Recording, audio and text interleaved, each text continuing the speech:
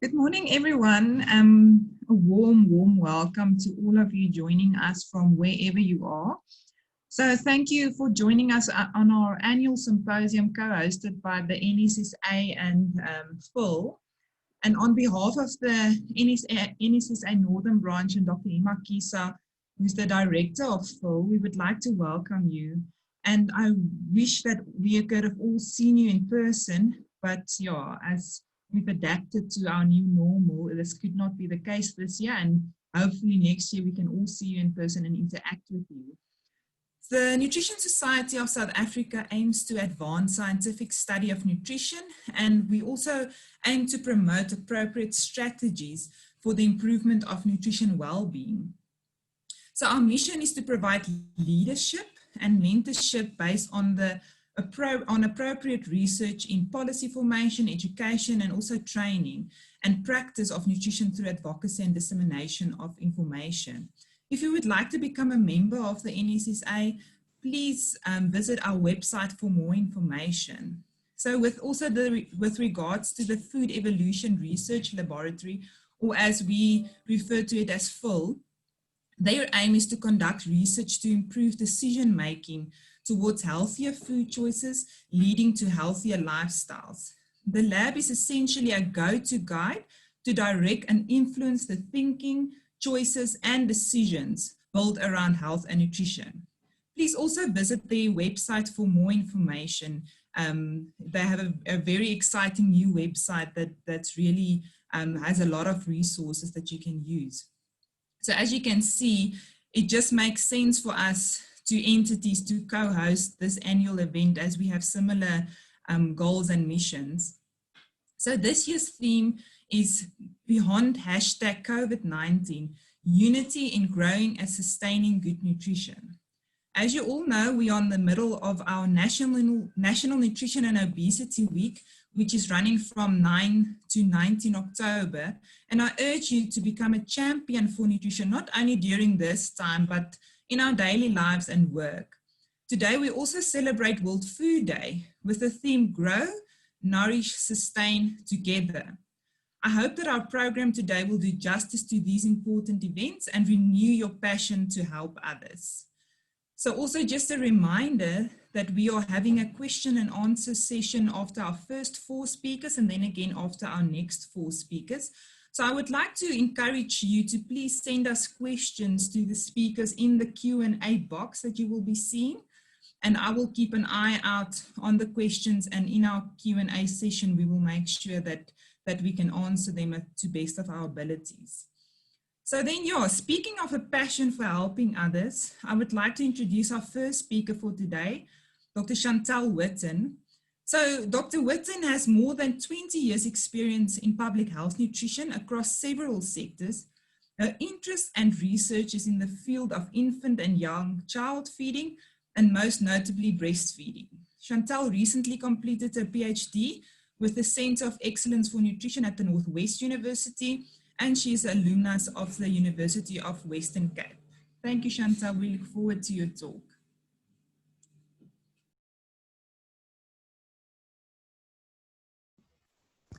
Thank you very much, Bianca, and thank you very much for the invitation to present. Just make sure my slides are up. Thank you. So firstly, I'd like to say thank you to FERL and the NSSA for putting breastfeeding in the context of World Food Day. And I also want to say thank you very much for the invitation, because I've just come out of my PhD, spending 5 years on this topic, and you're giving it new life. So again, I want to say thank you for the opportunity to share this beyond just the publications. So I also want to say that I am presenting what I've put into a publication, and hoping that you will be able to take away some of the critical elements that focus on the psychosocial barriers and enablers of exclusive breastfeeding.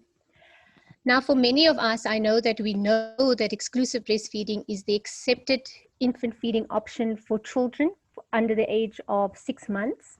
And in line with the theme for this year's World Food Day, we know that it is one attached to growth. Children need optimal nutrition for growth, We know that it nourishes not only the body, but the brain. There's no other nutrient-rich food that can sustain life for 6 months like breast milk. And so it's a uniquely biological food that is there for growth, nourish, and of course it's sustainable because the shortest food chain and the shortest food supply is from the mother to the baby.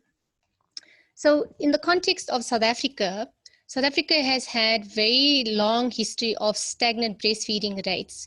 But between 2003 and 2016, our National Demographic and Health Survey revealed that we had a 4-fold increase in exclusive breastfeeding rates. And while we actually rejoice in this, we also recognize that breastfeeding is recognized as an indicator of poverty. So we've got to ask ourselves, are our exclusive breastfeeding rates increasing because we think there's greater awareness, or is this actually indicating another realm of food insecurity? And while we did have that huge leap in breastfeeding rates, we are not on track to actually reach the UN nutrition targets, which requests and pushes countries to have a universal breastfeeding rate for exclusive breastfeeding at 50%. So at 32%, we are still not on target. And then there are very limited data on cohort studies, which are focused on time point infant feeding practices and looking at the psychosocial barriers or enablers of exclusive breastfeeding. So for the Northwest Province, this was the second study that has been done since 2000. So the study was conducted in 2018. We can see that between 2000 and 2018, we only had 2 studies that actually looked at the psychosocial barriers and enablers of breastfeeding. This is the policy environment for South Africa. We are uniquely placed as a middle income country that has made all the policy changes that are needed for supporting breastfeeding. We cannot talk about breastfeeding in South Africa without reflecting on the HIV, so that we know that since 2001 up to 2017, the breastfeeding agenda was marred by HIV and the transmission of HIV through breastfeeding. But in 2011, we had the Tshwane Declaration, where the then Minister of Health declared South Africa as a breastfeeding country, and that all interventions, irrespective of HIV, would be focused on exclusive breastfeeding. I didn't add a bullet point here for 2020 because COVID arrived, and COVID cast another shadow on breastfeeding and whether it was feasible, if it was acceptable, if it was safe to breastfeed, and we know categorically that it is safe to breastfeed. And so the Minister of Health, again, Dr. Zwelin Kiezer, came out during the World Breastfeeding Week and said there is no problem in breastfeeding, and South Africa continues to support breastfeeding. So the real question is, despite our enabling environment, the visible political commitment, the 4-fold increase in 2016, why are women still not optimally and appropriately breastfeeding? And if we can understand that, we may be able to then have interventions that help us reach the target. And this is the reason why I undertook this particular study. It was to identify and understand the breastfeeding experiences and practices of mothers with a cohort of children from 0 to 6 months in an area which is a low-income area in the Northwest Klokwe sub-district. So these are the objectives. I've just underlined the highlights. We looked at breastfeeding practices, and we looked at it from a 24-hour recall as well as a 7-day report by mothers in their breastfeeding practices. We used a unique tool that has never been used in an African context. It's called the short form breastfeeding self-efficacy tool, which measures mothers' efficacy and mothers' confidence in breastfeeding practices. We also used the Edinburgh Postnatal Depression Score to measure mothers' postnatal depression and to relate that to their breastfeeding practices. And then finally, a qualitative study that looked particularly at mothers' breastfeeding practices from individual interviews as well as focus group discussions. And then the final analysis was to look at the psychosocial factors that are associated with successful breastfeeding. This is just a diagram to show you the layout of the study. So the first study was its own cohort of mothers, which were recruited from 3rd trimester and followed up for the first 8 weeks. And it was we used this to validate the breastfeeding self-efficacy short form that I talked about. Once that was validated and we understand the breastfeeding practices, it was also used to pilot our tools and the understanding of the tools, because it was done in English, Afrikaans, and Setswana. We moved on to the cohort study, which is the orange layout. And there we collected all the data from 14 days up to 24 weeks, including the qualitative piece. And then the third phase was to have the focus group discussions in a different sub-district, which is the Motlasana sub-district, which is known as Klerksdorp. And the reason for that is to improve the generalizability of the findings from the qualitative data. For this particular study, I'm not going to talk about too much about the quantitative side, but rather the qualitative side, because we were trying to understand the experiences and mothers' their own reflection of what supports them and what hinders their breastfeeding practices. But in short, and in line with all the other studies in South Africa, we see that over time, breastfeeding does decrease significantly. We also see that in terms of age, the major disruptor of exclusive breastfeeding, and I'm sure I don't have to explain that exclusive breastfeeding says nothing else but breast milk, not even water. So by that definition, we see that the main disruptor of breastfeeding or exclusive breastfeeding was water feeding. And unlike the national data from the DHS, our study found very low percentage of formula feeding.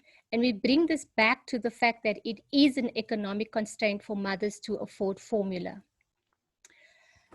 I'm rushing quite quickly because I want to get to the qualitative piece, but just to say that in all our analysis, we found no association with any of the socio-demographics. We collected age, employment, marital status, mother's education, and mother's access to information around breastfeeding. And none of these actually had any association with breastfeeding practices. And what that actually tells us is that breastfeeding is a practice and is not defined by those social demographic parameters. The figure 2 shows the significant decrease in, these are the p-values. So it's actually showing the difference in the p-values at each of the time points. And the time points was from 14 days, 4 to 8 weeks, 10 to 14 weeks, and then 20 to 24 weeks. The difference already starts very early. So from this slide alone, what I can say is that we need to be getting to our mothers within those first 14 days, because the change from 100% breastfeeding, this was a breastfeeding study, so all mothers were breastfeeding at the point of recruitment. So you can already see by 14 days, we already had 30% of our mothers fall out of the study because they were no longer breastfeeding or no longer exclusively breastfeeding. So now I want to jump to what we did find, and I'm just giving you the highlights because I have a very short time that I want to get to. That we have a significant drop in breastfeeding, and I showed in the slide. The biggest disruptor is water. In the context of South Africa, non-prescribed medicines, home remedies, and over-the-counter medicines, these in the WHO definition are acceptable, but they are a disruptor for South Africa. We find that on average, mothers are using 5 to 7 different home remedies and over-the-counter Dutch medicines, specifically for children who are under the age of 6 months. And then we found a significant increase from the 8 weeks up to 24 weeks in terms of formula. And it was a very late onset of using formula. And we think this is related to mothers returning to work or mothers having income at a later stage. What we also found is an increase in food feeding from the 4 weeks to 24 weeks. And this is much lower than what is reported in national data. So the data basically shows us that with a cohort study, that breastfeeding and exclusive breastfeeding is disrupted very early. And so interventions need to be early. So now to jump to the qualitative data. The qualitative data was collected by in-depth interviews. So every time we found a mom who by 24-hour recall and 7-day recall was still an exclusive breastfeeding mom, she was interviewed for exclusive breastfeeding to understand what was supporting her to continue breastfeeding. And then we matched that mom, randomly selecting one of our non-exclusive breastfeeding moms with an in-depth interview. And then finally, we had our focus groups in another location. These were developed by codes and themes that were emanating out of the study. And we had 5 dominant codes. And those 5 dominant, or let's call it dominant themes, those 5 dominant themes are bolded. It was mother's attitudes, knowledge, and practices of breastfeeding. Mother's attributes, whether it was physical or mental well-being, their experience and their relationships was a second dominant theme. And then the family environment, social environment, and baby cues. Now I want to reflect again, this was focused on mothers and from mothers' perspective. So when we say that mothers were reflecting on themselves in terms of what they talked about, not what they were told, but what they were talking about, we find that in this particular set, mothers spoke a lot more about mixed feeding, why they mix feed, what they mix feed with, who informs them about mixed feeding. So mixed feeding was a stronger barrier than talking about exclusive breastfeeding. In that same theme, mothers found the information from the clinics, which was around benefits of breastfeeding. They had an exceptional high level of information around benefits of breastfeeding that came out as an enabler. In the theme of mothers' attributes, mothers spoke a lot more about their stress and where their stress comes from. The home setting was linked to food, lack of food in the household, and family relations. But at the same time, mothers spoke about the emotion around breastfeeding and caring for their children as joy. And then in the family environment, which is the home setting, as I said, food in the home, family relations were barriers, but at the same time, help in the home and food in the home was an enabler. And then the social environment unequivocally is a barrier to moms. It was spoken in terms of the negative reception and the negative cues that mothers get in public and private spaces. And then finally, the only enabler in the social environment was actually the health services and the information that moms and support that moms get from the health services. Baby cues was everything that mothers understood as responses and let's talk about ideas that they interpreted was related to their breast milk. And in baby cues, the baby's stomach ailments came out as a strong barrier. Things like winds, cramps, constipation, not sleeping long. And this was tied back to the use of those over-the-counter remedies that I highlighted. And then finally, for baby cues, moms spoke very highly of breastfeeding in the context of baby's health. So I just want to jump to some of these quotes that we took out. As I said, when it came to mixed feeding, mostly we don't do quotes, frequency counts, but we used it in our analysis during using Atlas just to see what was kind of the language. So we looked both at frequency of counts and language. So whether it was a negative or a positive response, and in how moms explain that particular phenomenon. So in mixed feeding, it came out as a barrier because we know it reduces exclusive breastfeeding. But most of our moms talked about mixed feeding in a very positive way by saying, we give our children tea or water or formula because we are giving our children more food. And it came back to, my milk is not good enough because I'm either strained, constrained, or stressed. So this mixed feeding is not seen as a barrier by moms. We as professionals label it as a barrier, but from a mom's perspective, it's actually helping her. Mom's stress, again, as I indicated, these moms are coming from low-income households. Most of the stress is going around their own food security, and how that impacts on their babies. The quotes are just highlighting in terms of how do moms perceive that stress? And it's about their own feelings about how they feel and how they produce that stress for their babies by breastfeeding. So in this context, breastfeeding is seen as a negative because it actually helps, or not helps, but it's a conjugate of the mother's stress to the baby's stress. And that was quite a strong theme that came out. Unequivocally, home environment, when related to the mother and the father or the spouse, even in the context of what we see now about fathers' matters and the fathers' roles in breastfeeding, in this particular study, fathers were related with a negative outcome rather than a positive outcome.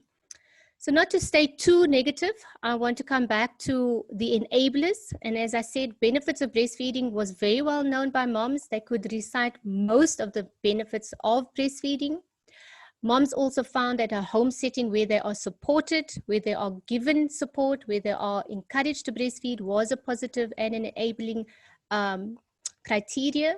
And then all moms related breastfeeding back to care and saw care and breastfeeding as part of motherhood. So it was a joyous, even though moms don't always have planned babies, they don't always have the money to support their babies, but when they do have their babies with them, it is a joyous occasion. And then health professionals, unlike other research that has shown that health professionals can be negative and can be a barrier to breastfeeding, in this particular, health professionals actually came out as a positive indicator. And then finally, our EPDS scores, which is the postnatal depression scores, were very high. They were much higher than most of the studies that were conducted in the Western Cape and in Pretoria. And we think it's got to do with the timing in this particular setting, because during 2016 and 2018, there was high unemployment in this particular setting because of the mines that closed. And so depression was quite, or postnatal depression scores were very, very high. So mother stress again underscores why women are feeling so stressed. Home environment, most of our moms were unemployed, young and unsupported, came out as a negative barrier that supports these high EPDS scores. And then finally, the social environment. Not only is our social environment negative towards breastfeeding, but all the messaging that moms were getting from their social environment, especially caregivers, was a lot around using those over-the-counter non-prescribed medicines. And when you look at when moms use those medicines, it's always tied back to the negative baby cues. And when moms try to rationalize those baby cues, the moms practically say, I am feeding my baby stress. So therefore my baby is feeling all of this stress. So in conclusion, in line with many other studies on IYCF in South Africa, our study found exclusive breastfeeding rates were very low and very high rates of mixed feeding at all time points. And just through the association and the changes of those time points, we know that early intervention way before 14 days is needed. Mothers at 4 to 8 weeks had high levels of postnatal depression, and we could relate that back to the quality of both the EPDS scores, but we could not relate that back to the breastfeeding self-efficacy scores, because breastfeeding self-efficacy scores in other countries were related to postnatal depression scores, but not in South Africa. So what does that tell us about the South African context is that one, women are experiencing high level of stress and depression, but because of poverty, mothers may not have an alternative and therefore do not stop breastfeeding, but have suboptimal exclusive breastfeeding. We did not find an association of suboptimal exclusive breastfeeding, but we think it might have been because of the time point that we actually did the EPDS and the BSES, which was at 4 to 8 weeks. I think if we do it later, we might find that that efficacy decreases with time. And then in terms of the qualitative data, we found that this reveals that the majority of mothers in these low income settings have many barriers, and those include stress, which they believe undermines their ability to produce quality breast milk and to produce enough breast milk for their babies. And in that context, mothers interpret and internalize infant cues as negative responses to their own breast milk. And I found this slide or this particular focus on breastfeeding, grief and trauma very interesting. And it's a new lens to look at, because when mothers fail, it's not that they don't want to breastfeed or that they can't breastfeed, but it actually means that they are failed by the system that needs to support them during their breastfeeding. And even when they can't breastfeed, mothers are still feeling very stigmatized, because they know that the health system is pushing exclusive breastfeeding. They know the health system is about breastfeeding, but when they can't, they internalize even more stress and more trauma. Thank you. Oops, my thank you slide is gone. Thank you very much. I hope I kept within the 10 minutes. Thanks, Bianca. Thank you so much, Chantal. Yeah, it's very rewarding to see your results, and I can totally relate as a sort of a new breastfeeding mom, some of these barriers and enablers. So it's great to see the work that you're doing. And yeah, like I say, it feels like I've been walking the road with you, and it's so rewarding to see that you finally did it, and congratulations. So our next speaker is a very, very good friend of mine, and I've worked with her the last couple of years, and she's definitely shaped the way that I do research and the passion I have for certain areas of research. So Dr. Christine Taljaard-Kriegel is a registered dietitian and an independent researcher working in the field of public health nutrition. She's also the president of the Association of Dietetics in South Africa, or ATSA, and she's also the chair of the local organizing committee of the International Congress of Dietetics that will happen next year. Christina served as the general manager of the African Nutrition Leadership Program, the ANLP, since 2014. And the aim of the ANLP is to develop individual and institutional leadership capacity at various levels in nutrition across the African continent. They currently stand on more than 450 alumni in 39 African countries. So thank you, Christine. We look forward to your talk. Thank you, Bianca, and good morning to everybody. It's also great to see a lot of the ANLP family with us this morning, and thank you very much to FERL and also the NSSA for inviting me. So today I will be talking about cultivating nutrition resilience in times of uncertainty with the focus on the nutrition professional. I will talk about what we often like to refer to as the fluffy side. I won't be talking about p-values. I'm not showing any data, and no, I don't have a PowerPoint. So I'll be sharing some observations from a leadership perspective and from my experience serving as the president of ATSA during this time. Without a doubt, we are facing challenging times in the nutrition fraternity. The World Food Programme warned in April already that the planet is facing multiple famines of biblical proportions in just a matter of months, with the coronavirus potentially pushing an additional 130 million people to the brink of starvation. We have seen this to also become true in our own country, at least to some extent when we think about Gift of the Givers recently, comparing the hunger crisis in the Eastern Cape to that of a war zone. The NITS-CRAM survey has played a vital role in tracking the impact of the pandemic on households and individuals. The results from the first wave of the survey showed that 47% of households ran out of money for food during the hard lockdown in April. The follow-up in the second wave showed that hunger decreased but remained extremely high, even though government efforts proved to provide some sort of relief. Still, 37% of households ran out of money for food in June. Needless to say, hunger and undernutrition only paints one side of the picture. And we also need to acknowledge the burden of overnutrition and associated NCDs during this time. I think it goes without saying that reaching any nutritional goal is only possible when there is collective effort from various stakeholders. However, I do believe that times such as these call specifically for nutrition professionals to play a crucial role. Furthermore, within nutrition professionals, I believe it is the ones showing resilience or leadership that are making the greatest impact. So talking a bit about resilience, plainly defined as the capacity to recover quickly from difficulties. And any crisis, such as COVID-19, can test resilience. So I had a look, and Psychology Today then states that resilience is a psychological quality that allows some people to be knocked down by the adversities of life and come back at least as strong as before. So rather than letting difficulties or failure overcome them, highly resilient people find a way to change course and to continue moving towards their goals. So in the time remaining, I would like to focus on 3 aspects that I've observed during this time that I believe are essential for nutrition professionals to recover quickly from difficulties and challenges and actually to arise to the occasion. So firstly, I will talk about the ability to stand together with one common goal. Rick Willis wrote the following in his blog.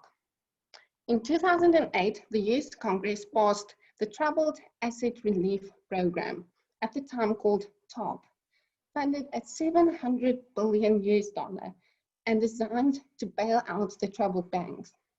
Meanwhile, 800 million people were facing starvation every day.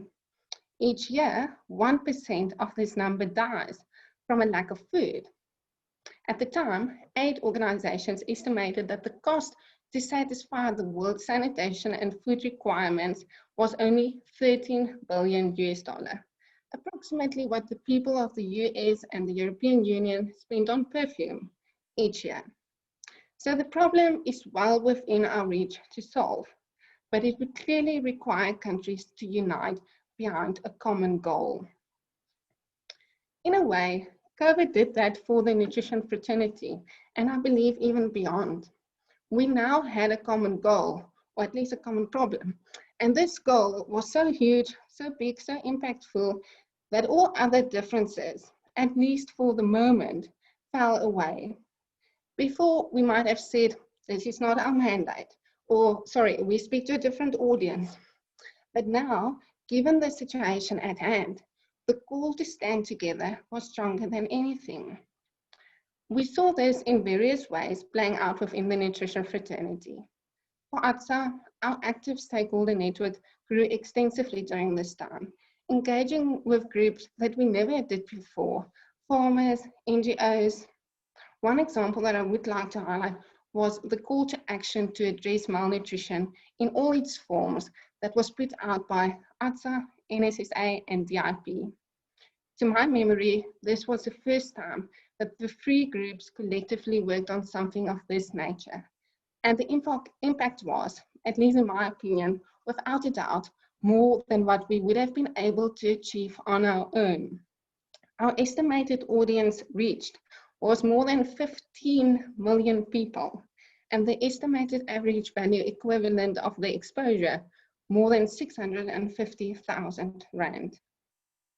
One can easily raise the argument that these are all just words on paper and more action is needed, and I would agree 100% with that.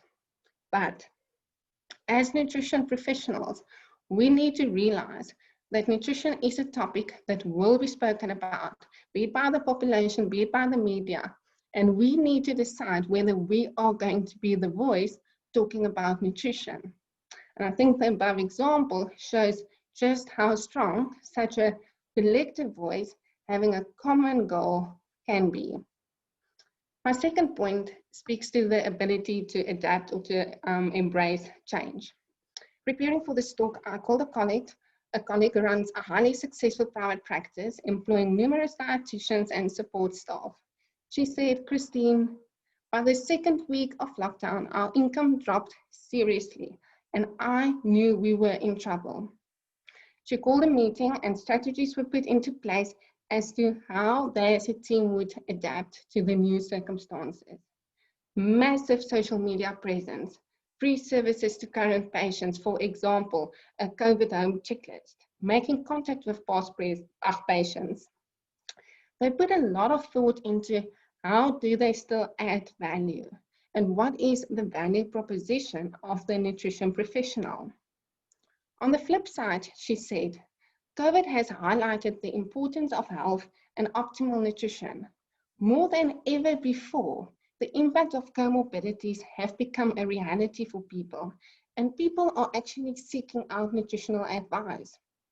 Given their presence on social media, the kickback has been quite positive, with 2 of her dietitians having their busiest months for this year in September. My point is, nutrition professionals need to be able to adapt to change in order to be relevant and to make an impact. My third point is about locus of control. Now, a person's locus of control can either be internal, meaning that a person believes that they are in control of what happens or they have a role to play, or it can be external, meaning that a person attributes all that happens to them to external factors. An internal locus of control is then often tied to greater resilience. Now, we will often hear people say, it's because of my past, I cannot do this, or it's because of my language difficulties, or even it's because of COVID. Now, I found a great example of a woman that I believed showed a strong internal locus of control by looking at Alison Felix, one of the most decorated athletes in track and field. Alison stood up against Nike, her sponsors at the time, for threatening to pay her 70% less after she gave birth to her daughter in 2018. After she stepped up, and this wasn't an easy process, Nike updated its maternity policies to safeguard athletes' pay for 18 months surrounding childbirth. Needless to say, after childbirth, Alison took home her 13th World Championship title and is currently preparing for Tokyo. She believed that she had a part to play, no matter how big her external factors, and the impact has been huge. I believe we need nutrition professionals who believe they have a role to play in being part of the solution. In conclusion, the nutrition professional must constantly strive to remain relevant to the needs of our country.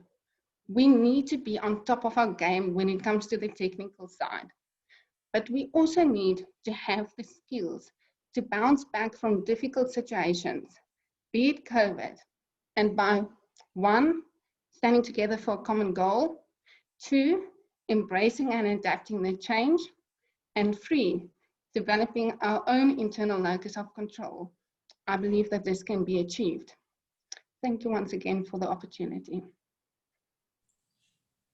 Thank you so much, Christine.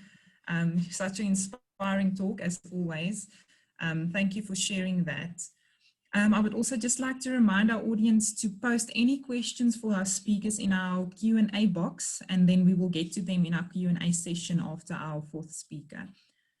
So our next speaker is Dr. Oluwafemi Adaba.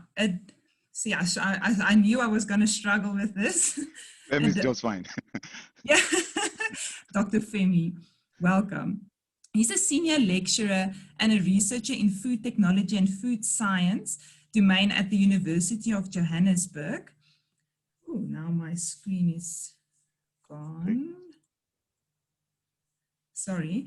So he's also passionate about the science of food, particularly related to the improvement of traditional processes to address hunger, malnutrition, and finding solutions to the challenges of food insecurity. So you're very welcome to this symposium, and we look forward to your talk. Thank you, Dr. Femi. Thank you very much, Bianca. And once again, a big thank you to Dr. Emma and the Nutrition Society of South Africa for inviting me. So, as Bianca introduced me, Femi is just a better way of pronouncing my name. At least that is short and easier for everyone. And I'll be taking you through what I've titled A United Front for Improved Nutrition Through Indigenous Foods and Processes. This is perhaps a figure we might be conversant with. It's called the Maslow's needs hierarchy. And right at the bottom of that pyramid is what is called physiological needs, which includes food, saying without those certain things, we can't exist as human beings. However, if you look around the internet, of course, internet has been added to one of the needs. There are people who have also decided to add Wi-Fi and battery as well. We might also be conversant with this. It's the 17 Sustainable Development Goals of the United Nations, but very much tied to food security and nutrition is zero hunger, as well as good health and well-being. However, there was this report of the World Economic Forum about the global risks. It's a global risk report for 2020 done by the World Economic Forum that actually shows the impact of certain challenges or certain issues happening, as well as the likelihood. you see where infectious diseases fall. It's way above the average. That is to say, the impact of infectious diseases on mankind, on the globally, is actually going to be huge, as well as food crisis. And this is also from the same organization, showing an interrelationship of some sort between infectious diseases, food crisis, climate change, extreme weather, and all of that. And indeed, that is very well reflected in this report from the Global Food Security Program that indicated that 135 million people faced acute food insecurity as at the beginning of 2020. But with the whole COVID thing happening, it was projected that by the end of 2020, this number could increase to 265 million. Obviously, there are a number of different organizations with a number of different numbers or different values for this, depending on how they did their estimation. But everyone seemed to have a consensus of some sort that the whole COVID pandemic has really affected food insecurity. And of course, coming home, Start SA also did this survey at some point. And from their report, they saw that there was an increase in those experiencing hunger. So there was an increase from 4.3 to 7.0. Just before lockdown, those who were termed to be food insecure were previously 89.2, but this actually reduced to about 87%. And this was at a point in time during the lockdown. Perhaps if this survey is repeated right now, the numbers might be way lesser than this. However, addressing this gloomy picture, of course, agriculture has a role to play in food security and nutrition. Food production has a huge role to play. Of course, there has been proponents who have mentioned the fact that as much as possible, if we try to address climate change has a very strong relationship with food insecurity. That is absolutely true. The World Food Programme has also mentioned, re-emphasized the need to reduce food waste. People have suggested that we should reduce food imports. Politics, we don't want to delve into that, but the fact is that where there are political instabilities, especially in underdeveloping countries, there are usually issues with food insecurity and, of course, nutrition. Food prices, yes.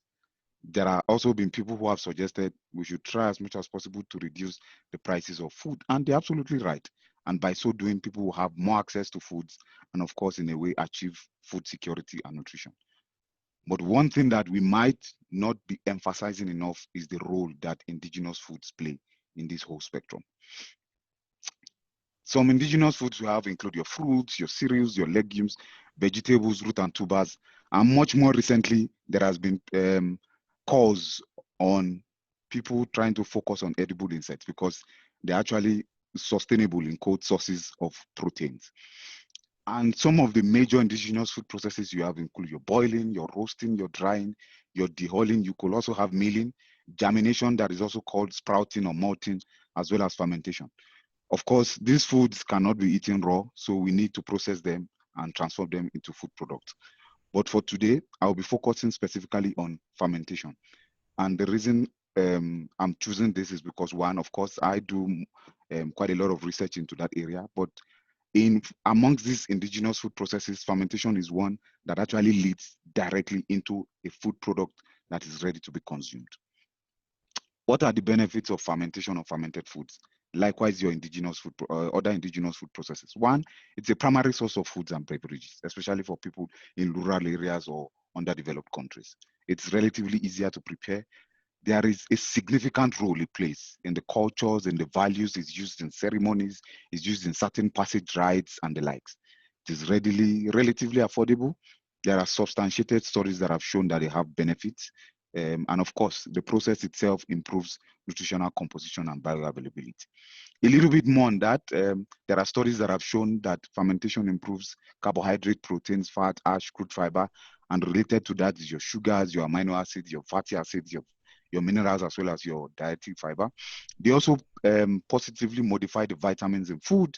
They increase the bioavailability of nutrients, and they also help in reducing or eliminating anti-nutrients or toxins, cyanides, and the likes. Health benefits. Yes, there is that saying, let food be thy medicine and medicine be thy food. Fermented foods has a strong role to play in this regard. There are studies that have shown that they are beneficial phytochemicals in them, including your phenolic compounds. They have antioxidant and radical scavenging properties. They are very good sources of probiotics and beneficial microorganisms that can actually benefit the gut, and they have preservative effect. They help to extend the shelf life of food products. We are actually, however, not there yet.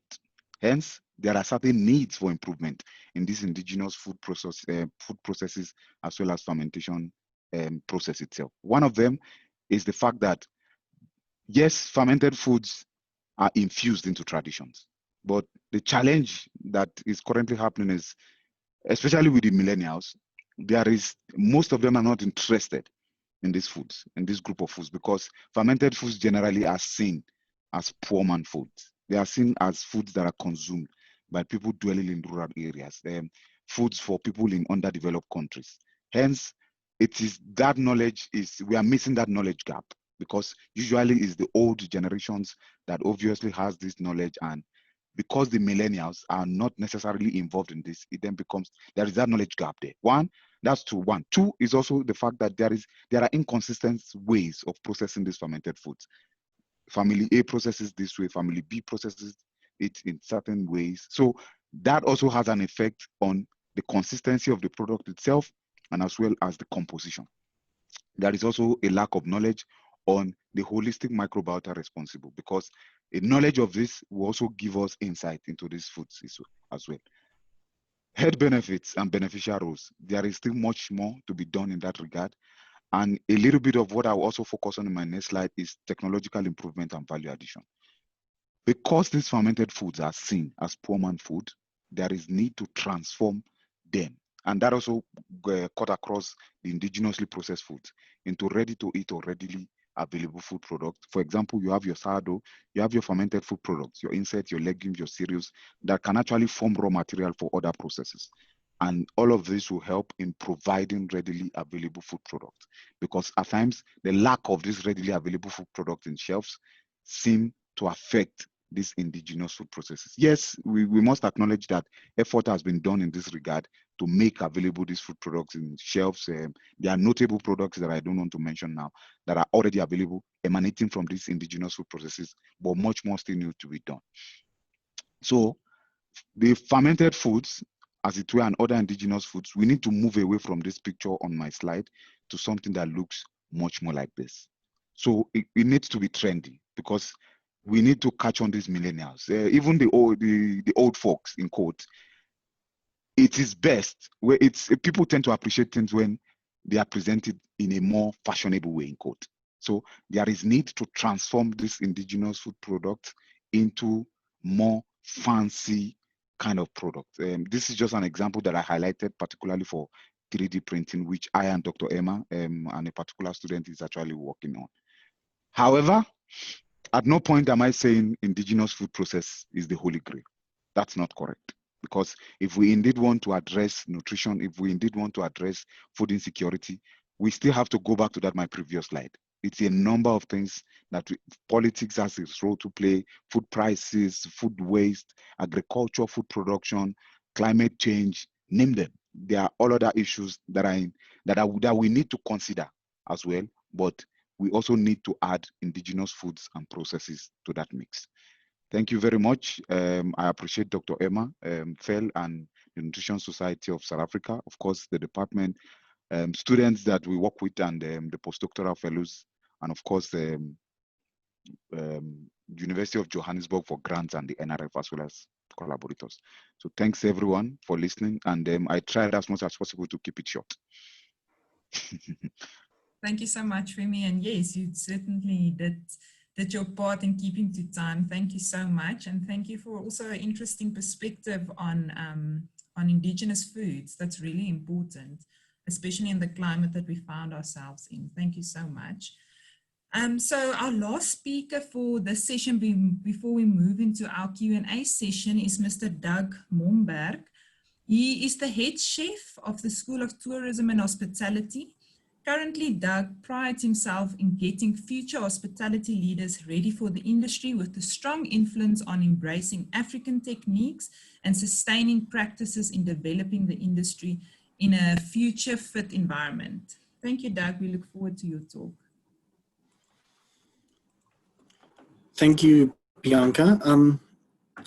I would just firstly like to say thank you to Dr. Kesa and Dr. Bianca for giving me the opportunity to speak today. Unfortunately, I'm not a researcher, so I don't have any graphs or any fancy statistical data to show you.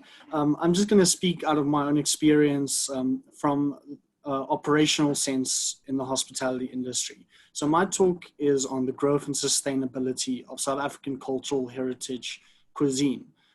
So it actually, and this is beyond COVID-19, so it actually links into a lot to what our previous speaker, Prof. Adebu, spoke about. I'm sorry if I'm mispronouncing your surname. So my first thing I'd like to get into, what is cultural heritage? So cultural heritage is an expression of the ways living developed by a community and passed on from generation to generation. We do this through built environments, buildings. We do this through customs, traditions, natural environments, and artifacts. But one thing for me that I find the most is we do it through food, we do it through stories, and we do it particularly through food stories. So I had, when I started studying, I had this old cookbook that I had. And in the cookbook, this lady had a quote in it. The quote said, "Learn a nation's history and you'll know their story. Learn their food stories and you'll learn their soul."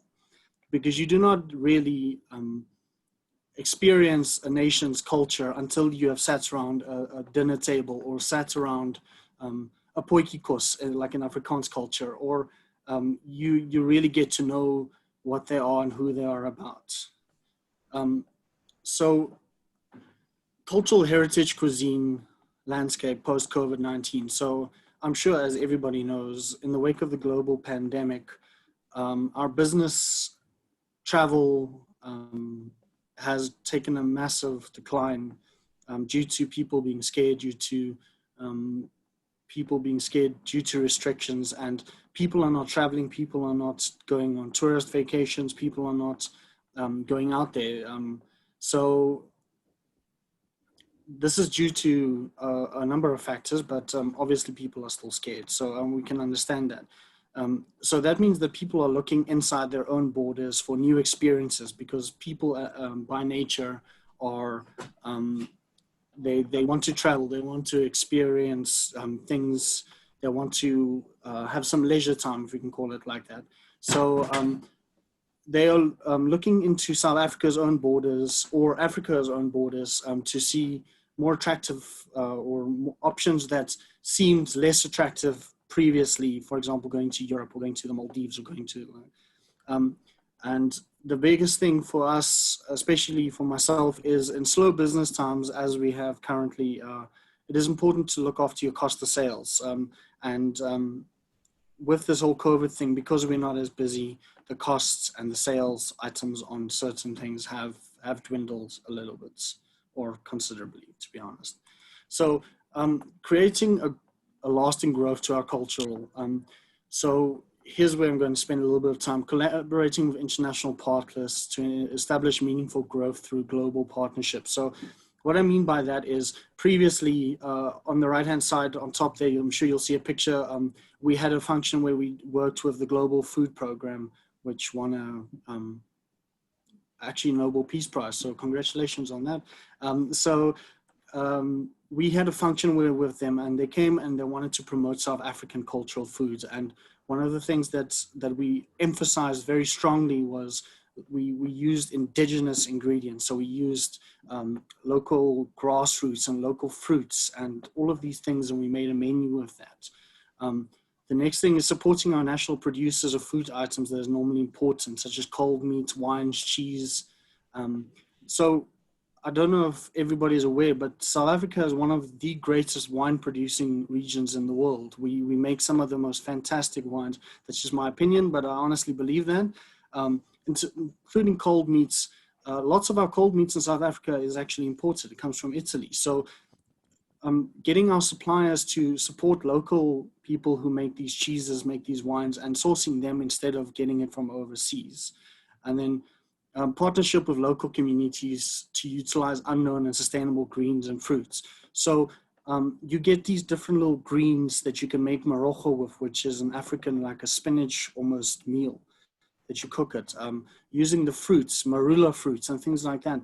Things that South African people, as our own culture, don't know about, but that food is there. And if we interact with our local communities, we can enhance that, and we can use that as a way of providing food for, and doing it sustainably. So we don't have to have greenhouses and we plant foods that we don't really need when there is food available that is natural.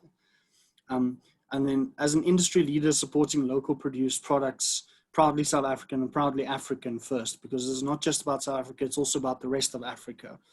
Supporting our neighbors, and using those products firstly before we start importing, and then finally using our national culinary heritage as a selling point towards global integration. So we have, I don't know if anybody knows this, but we have a culinary Olympics team. So it's a bunch of chefs that go to the culinary Olympics.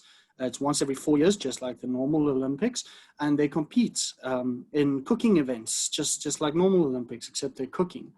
And we need to, and I'm actually in the process of dealing with the captain of the team and using those spaces to use products like ostrich that the world don't actually know about, mopani worms, biltong, using South African products and using it in a way that is noticeable to the whole world, but still gets it out there, getting people talking about our natural and our food in South Africa. And then encourage our local chefs to incorporate African-based dishes to their menus over and above the French and Italian. So what we do is we have a 60% rule. So 60% of our menus at my restaurants and conferencing facilities have to have an African influence in it. If we can get just a small amount of the country's chefs to do that, so have an African inspired menus rather than the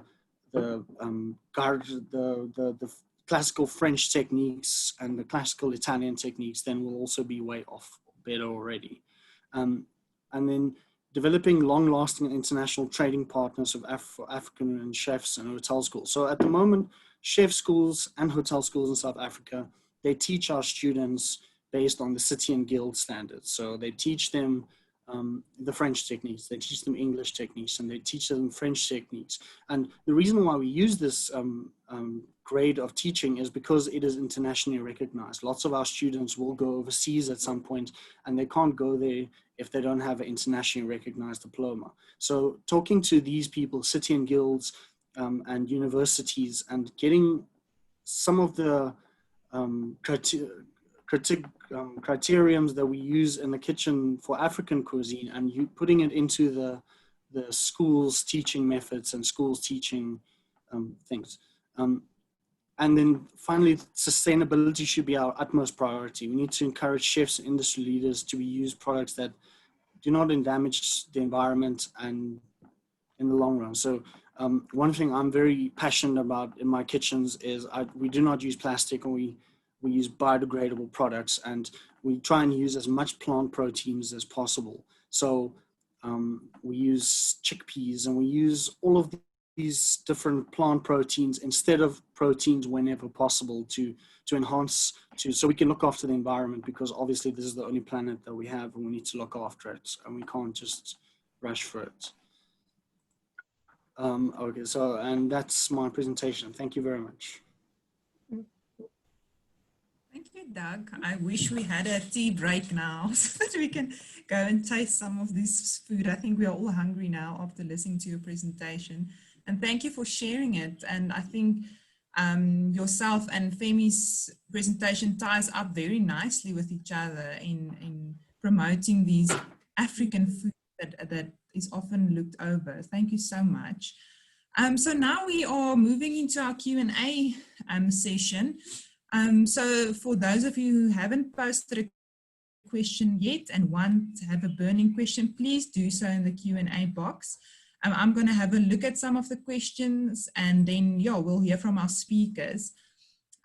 So let's have a look here. So there's a comment here for Chantal from Angelique. She's from India.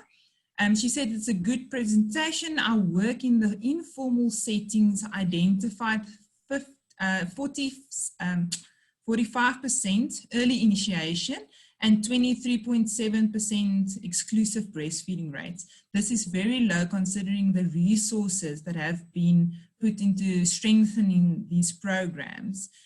So yeah, if you would like to comment on that, Chantal. Yes, thank you very much. And thank you for the positive feedback. It is interesting to see that South Africa and India, both being middle income countries and both being in BRICS, are having the same kind of deterioration in breastfeeding. My own study was actually influenced by a paper from 19, and that paper said, if we had milk, we would breastfeed, which points again to the fact that mothers undermining their milk supply is a big barrier, and we need to start investing interventions to support women and not interventions for promoting the benefits of breastfeeding. We've now established that. I think health professionals can take their cap and pat on the back. The breastfeeding benefits are well established. Now it's about the psychosocial support that needs more investment and more, I want to almost say, in the forefront for promoting child nutrition. Thank you. Thanks, Chantal. I totally agree with you. And then also Angelique, thank you for being so active on our Q&A. She also said that she agrees with Christine when you say we need to embrace change. Further, from a public health policy perspective, we need emergency preparedness. This was lacking from our already weak health system in India. So yeah, I think this was just a comment that she made. So then she also posted a question to Dr. Femi, any reasons for a decrease in food security during lockdown, or did I get it wrong? Yes, you were right, Jeline. If you look further into that, and I think I provided a link to that report on my presentation, it was more tied to the low income, the fact that people lost jobs. So obviously people needed funds to buy those foods, and unfortunately, because of the loss of jobs and the challenges that came with it, that really increased the whole concept of, that increased the stress of food insecurity in the country. The next question was about how fermentation increased. Yes, fermentation is a very, I don't want to say funny process, but I like to call it that. It's not a one size fits all, in the sense that there are certain studies you conduct that it increases the crude fiber, or at times it decreases. But talking about increases, this is the best scientific way I can explain this. Food is a complex matrix of a number of things: nutrients, proteins, fat, name it, all of those. So when fermentation occurs through the actions of microorganisms, they tend to solubilize these nutrients. And by so doing, when you quantify the nutrients in a raw material, as compared to when you ferment it, you tend to see those increases. That is when, in such cases, you can get increase in crude fiber. Sugar, the next question from Yoga was about sugar. Sugar is I would say you should not take, maybe I wasn't clear enough when I said sugar. Sugar is not the sugar in that form that you and I probably think of, not in that table sugar form that we have. I'm referring to the components of sugar itself, and glucose, fructose, the mannose, the maltose, and the likes. So fermentation is a process, once again, that modifies these compositions, the contents and constituents, and of course the quantities of these sugar components in food.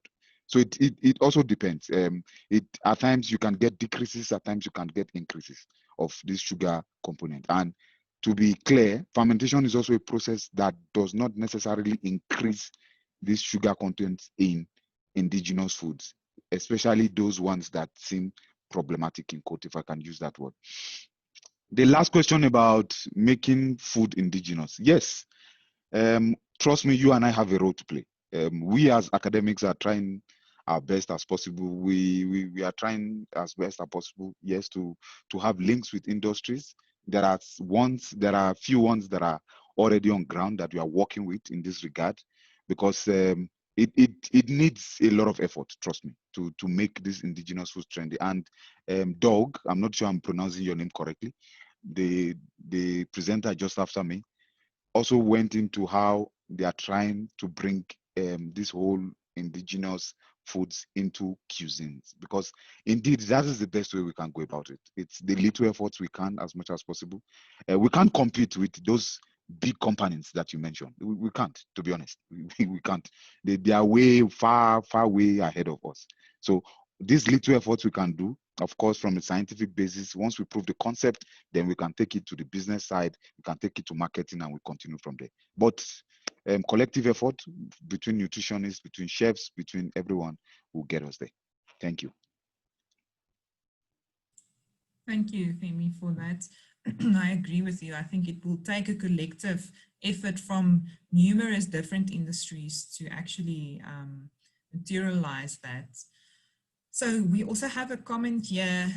The availability of water remains a challenge as much as we wish communities would have home gardens growing veggies in their homes. Also, there's a weakness with government programs giving people seeds to do what? Okay, so I think the participant draws to the fact that water remains an issue, and if we want people to grow more indigenous foods and actually consume them, there is a number of barriers involved with that, and I think it all comes down to figuring out a way of overcoming these barriers. I don't know if you want to give a comment on that, Femi.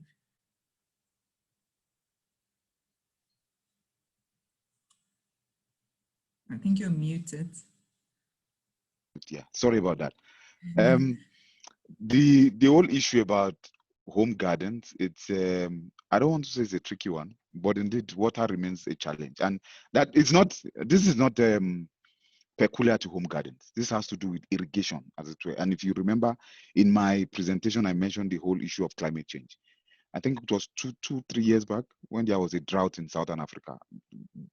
The effect was massive. And this was not only about home gardens. So the commercial farmers, everyone basically had issues with that. So we have to look for a way to play around and manage this whole thing. There is no answer that I can give you that will say this is the way to go when it comes to water. There are certain technologies that are in place, hydroponics, a number of things are coming up with farming, and then making this as sustainable as possible. And I don't want to say government is weak with their programs, to be very honest with you. I'm not a proponent of government. I can be critical as well, but I'm saying that, trust me, is also not as easy as it looks from outside. Government is trying its best, and we can all hope for the very best. Thank you, thanks. We also have a question here from Helen for Doug, that she says, thank you for your presentation, and where can they find more recipes of indigenous food and African cuisine? So there's lots of recipes on the internet but one thing that I have a book. It's the book is called A Culinary Journey of South African Indigenous Foods. It's written by Khaladi Thema and Ursula Morwane Komo. It's one thing that I like about this book is it tells not just the recipes. It doesn't just give you recipes. It gives you the stories around why certain things would do. Like, for example, they got these little clay pots that they put chickens into, and they put little river stones into the clay, and they close and they bake it. And when the chicken is done, the clay, the little stones explode from the moisture that the chicken gives off when the chicken is done. So it's almost like those little pop-up things that you get into turkeys that the Americans put on turkeys. So it's all these stories that you get along with the recipe. So, and I think that's one recipe book that I use a lot. So that's because for me, it's not just about the recipes, because you can get recipes on Google, but you know, there's stories behind it, reasons why you do certain things, which I find interesting. Yeah, thanks, Doug. I think it's so important that we should remember that people eat food, and we eat food around enjoyment and storytelling. So that's very important for me as well. We are not consuming only nutrients, but we are eating food. And that also relates back to the whole making indigenous foods more trendy and sexy, and sort of moving then away from whole foods again. Yeah, so that is a debate for, for another day. I think we have time for one more question from Katie, all the way in the UK. Hi, Katie. It was great to hear about Doug talking about sustainability in the hospitality industry. 2 questions or comments. With COVID and increased hygiene measures, it seems like more disposable items are being used in food provision, and therefore more plastic and possibly items that can't be washed and reused. So I think that's more of a question. And secondly, we know the evidence behind advocating for plant-based diets, but how do we encourage a culture shift in a country like South Africa and many other countries that place a high priority on meat consumption? Okay, so in terms of the first question about the COVID and disposable items, yes, I agree with her. Like, we have a shift towards everything being pre-packaged to ensure safety and social distancing, and that is a concern. That being said, there's readily available at this moment in time, there's corn flour or cornstarch plastic. So they basically make the plastic out of cornstarch. So it's biodegradable. So you can use that. You can use these green things that are made of composted grass and things like that, that you can use instead of plastic, instead of aluminium and things like that. So it is a concern. And I know that this is also a cost implication, because all of these things that you use cost extra money, but I think in the long run it's worth it to have a little bit more of a cost implication to use these biodegradable things, because I think it's better in the long run. And in terms of answering the second question about how do we change South Africans into having more of a vegetable diet, I think it's all about experimentation. As we have once a month, we have these wine evenings where we do pairings of wines. And I think that's an opportunity to show people what you can do with these products, because as Dr. Adebo said, it's not always in its natural state that people find it appealing. You have to disguise it slightly. Things like tripe or mupani worms, you have to almost disguise it in a way that people don't recognize it, but when they taste it, they realize, okay, but this is actually good. Same with vegetable proteins. You can make cakes out of them. You can make all different things out of them and almost fool people. I don't want to say fool people, but because I think that's the incorrect term, but give people the illusion and then tell them, listen, but this is what you ate, and get people interested, get people experimenting with these things. I think that's the only way that you're going to encourage people to not always go for the meat option and sometimes have the vegetable options. Yeah, thank you. It seems like we need to get creative and sort of have that saying of, if you can't beat them, join them. Yeah, to just sneak in, like we sneak in vegetables into the food that our children eat. We sort of have to have that same Yes. attitude towards the population, it seems. Thank you so much for the answers of the questions that were posted. Yeah, we're going to continue now with our next 4 speakers, and also just like to encourage you again to post some questions so that we can have some sort of engagement. So I just want to make sure, Prof. Rina, you are on, because I know you've, yes, Prof. I am here, thank you. Okay, so it's my privilege to introduce Prof. Rina Swart. She's a professor from the Department of Dietetics and Nutrition at the University of the Western Cape, and also serves as the nutrition program leader within the DSTA NRF Center of Excellence for Food Security. Her area of specialization is in public health nutrition, with a focus on preventing of all forms of malnutrition through nutrition policies and programs, as well as evaluation of these programs and policies. So thank you, Prof. Rina, for joining us. I know you have a very busy schedule, and we look forward to your talk. Thanks, Prof.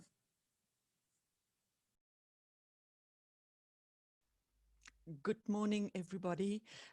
Great to be here, and thank you very much for the invitation. I'm just going to share my screen.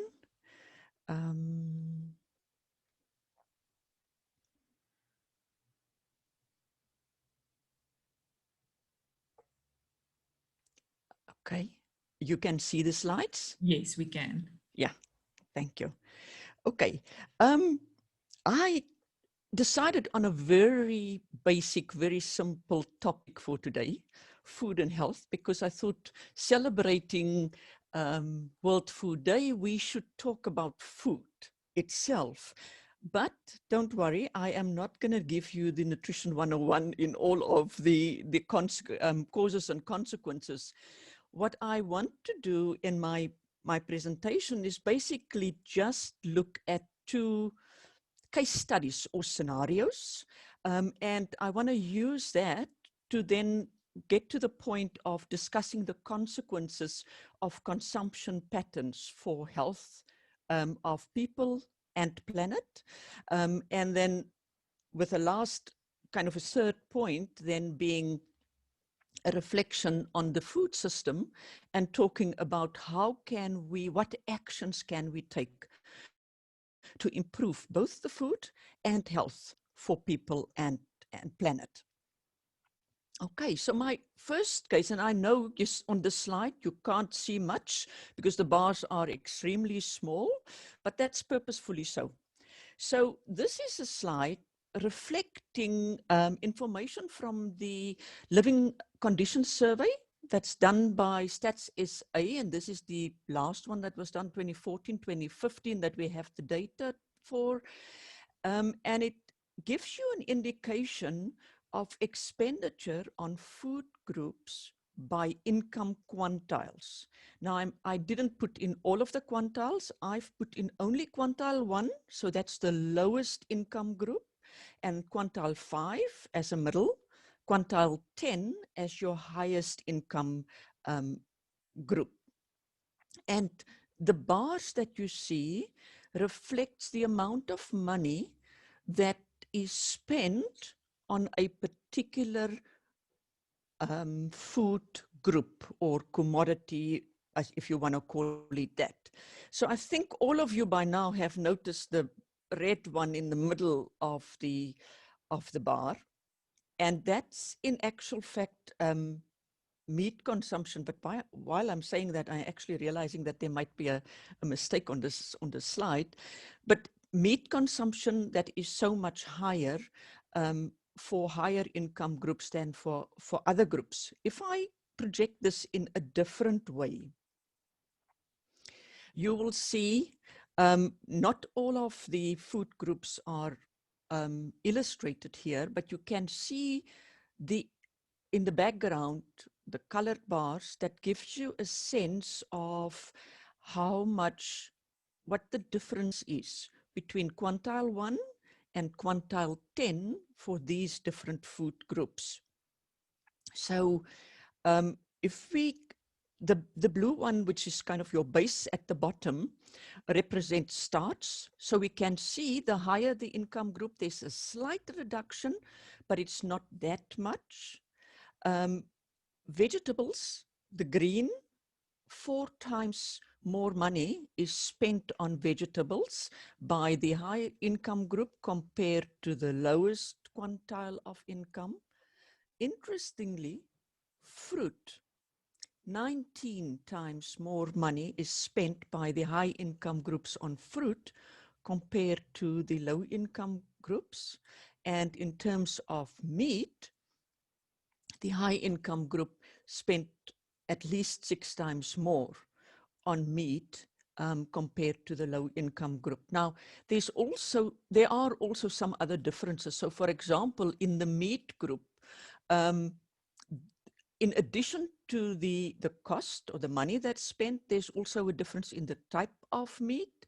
So the low income groups would primarily consume or spend that money on chicken, whereas the high income groups will spend that money on beef.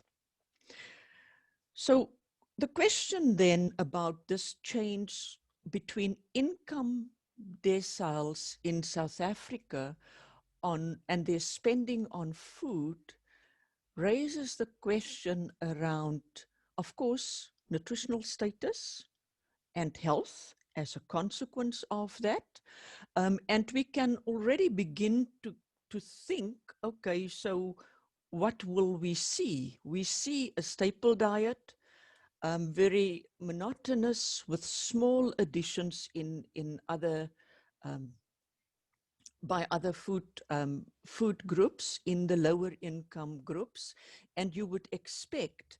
And interestingly enough, it's not, you can't see it so well here, but actually the sugar and the oil and fat consumption of the lower groups are actually higher than that of the high income groups. So immediately you understand why we might be struggling with our obesity problem, because often it is to make it more tasty, because there isn't the expensive vegetables, the expensive fruit, and the expensive proteins, meat to add there.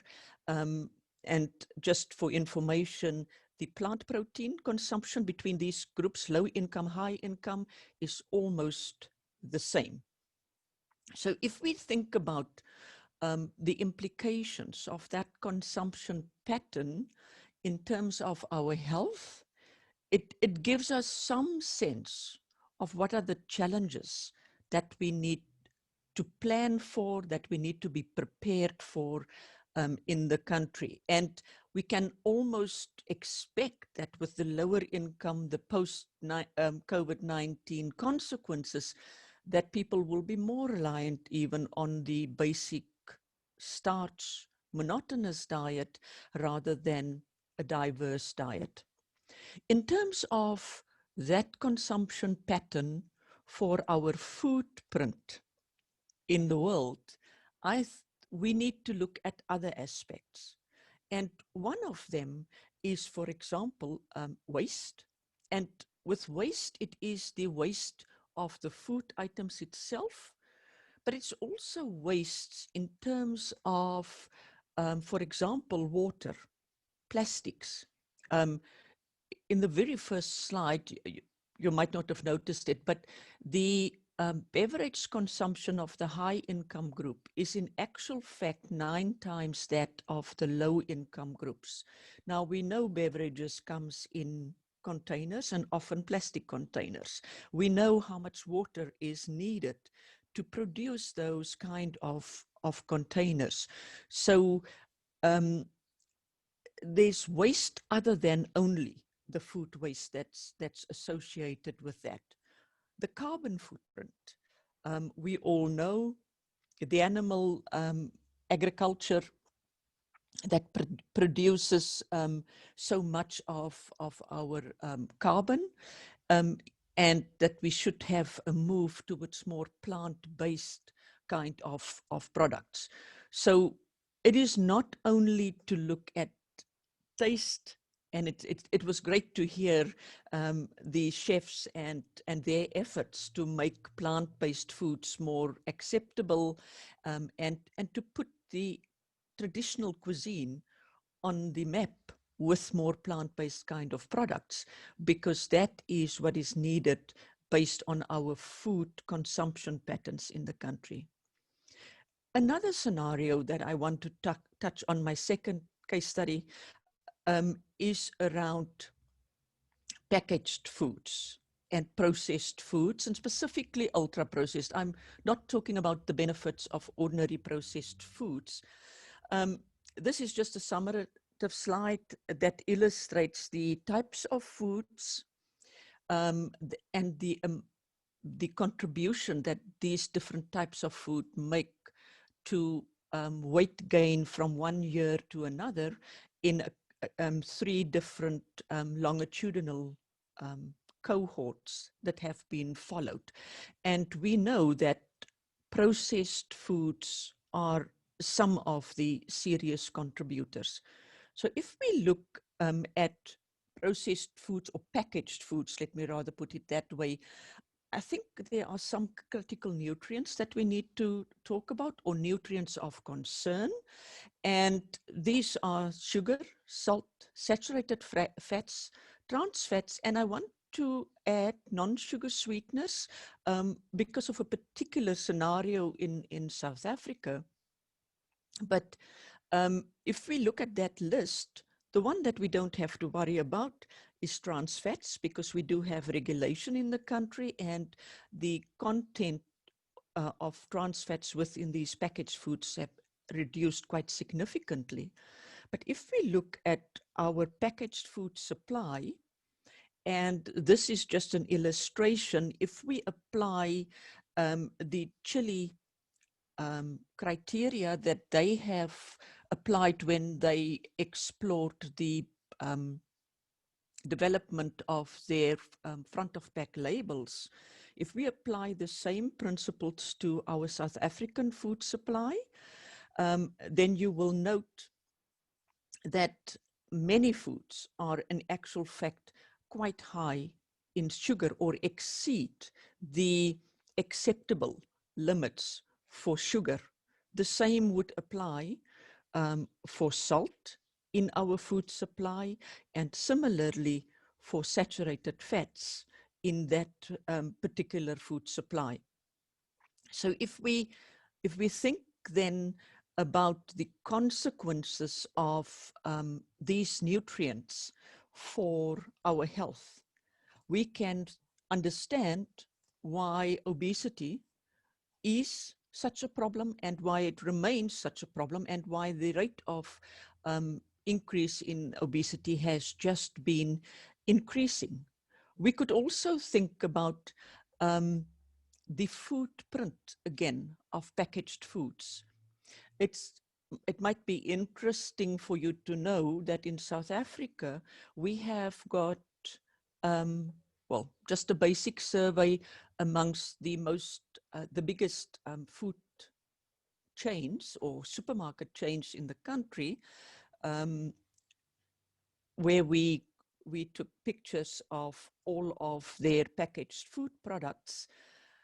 We've recorded more than 16,000 different food items. I would ask the question, do we really need such a variety? Of course, there would be duplication. Some of them are the same type, but a different brand. And some of them are the same brand, but different flavors. So the question is then around packaged foods. How does it add to food waste? How does it add to waste in terms of packaging, in terms of plastics, in terms of the processing, and what is thrown away when you do packaged foods? I know that often some of these, especially the ultra-processed foods, actually is a way to reduce food waste, but we then need to think about what are the health consequences in terms of that packaged foods. So these are just two examples to illustrate how the food system and how important the food system is, and what we need to look at. Maybe I should just add, I added the non-sugar sweeteners to my list of nutrients of concern. It's not a food, it's not even a nutrient.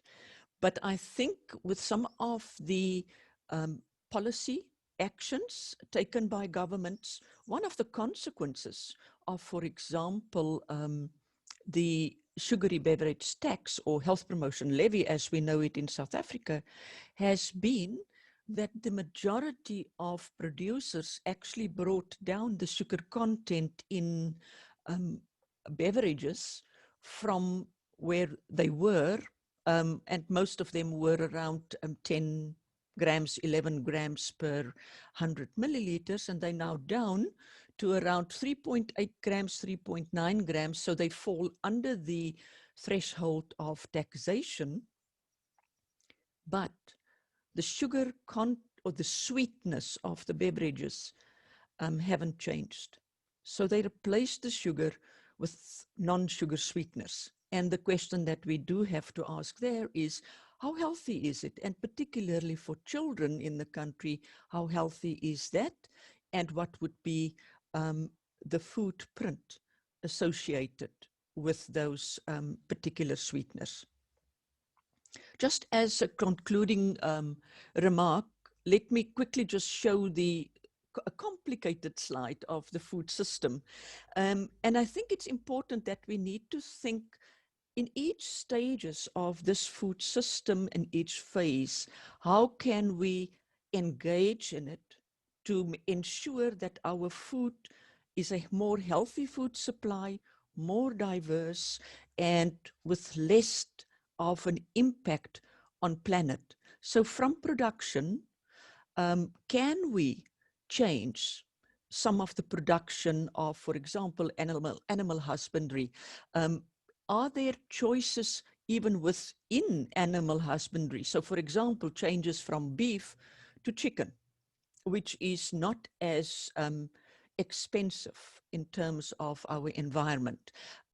Can we change from some of these starches to a more diversified diet? And here, some of the traditional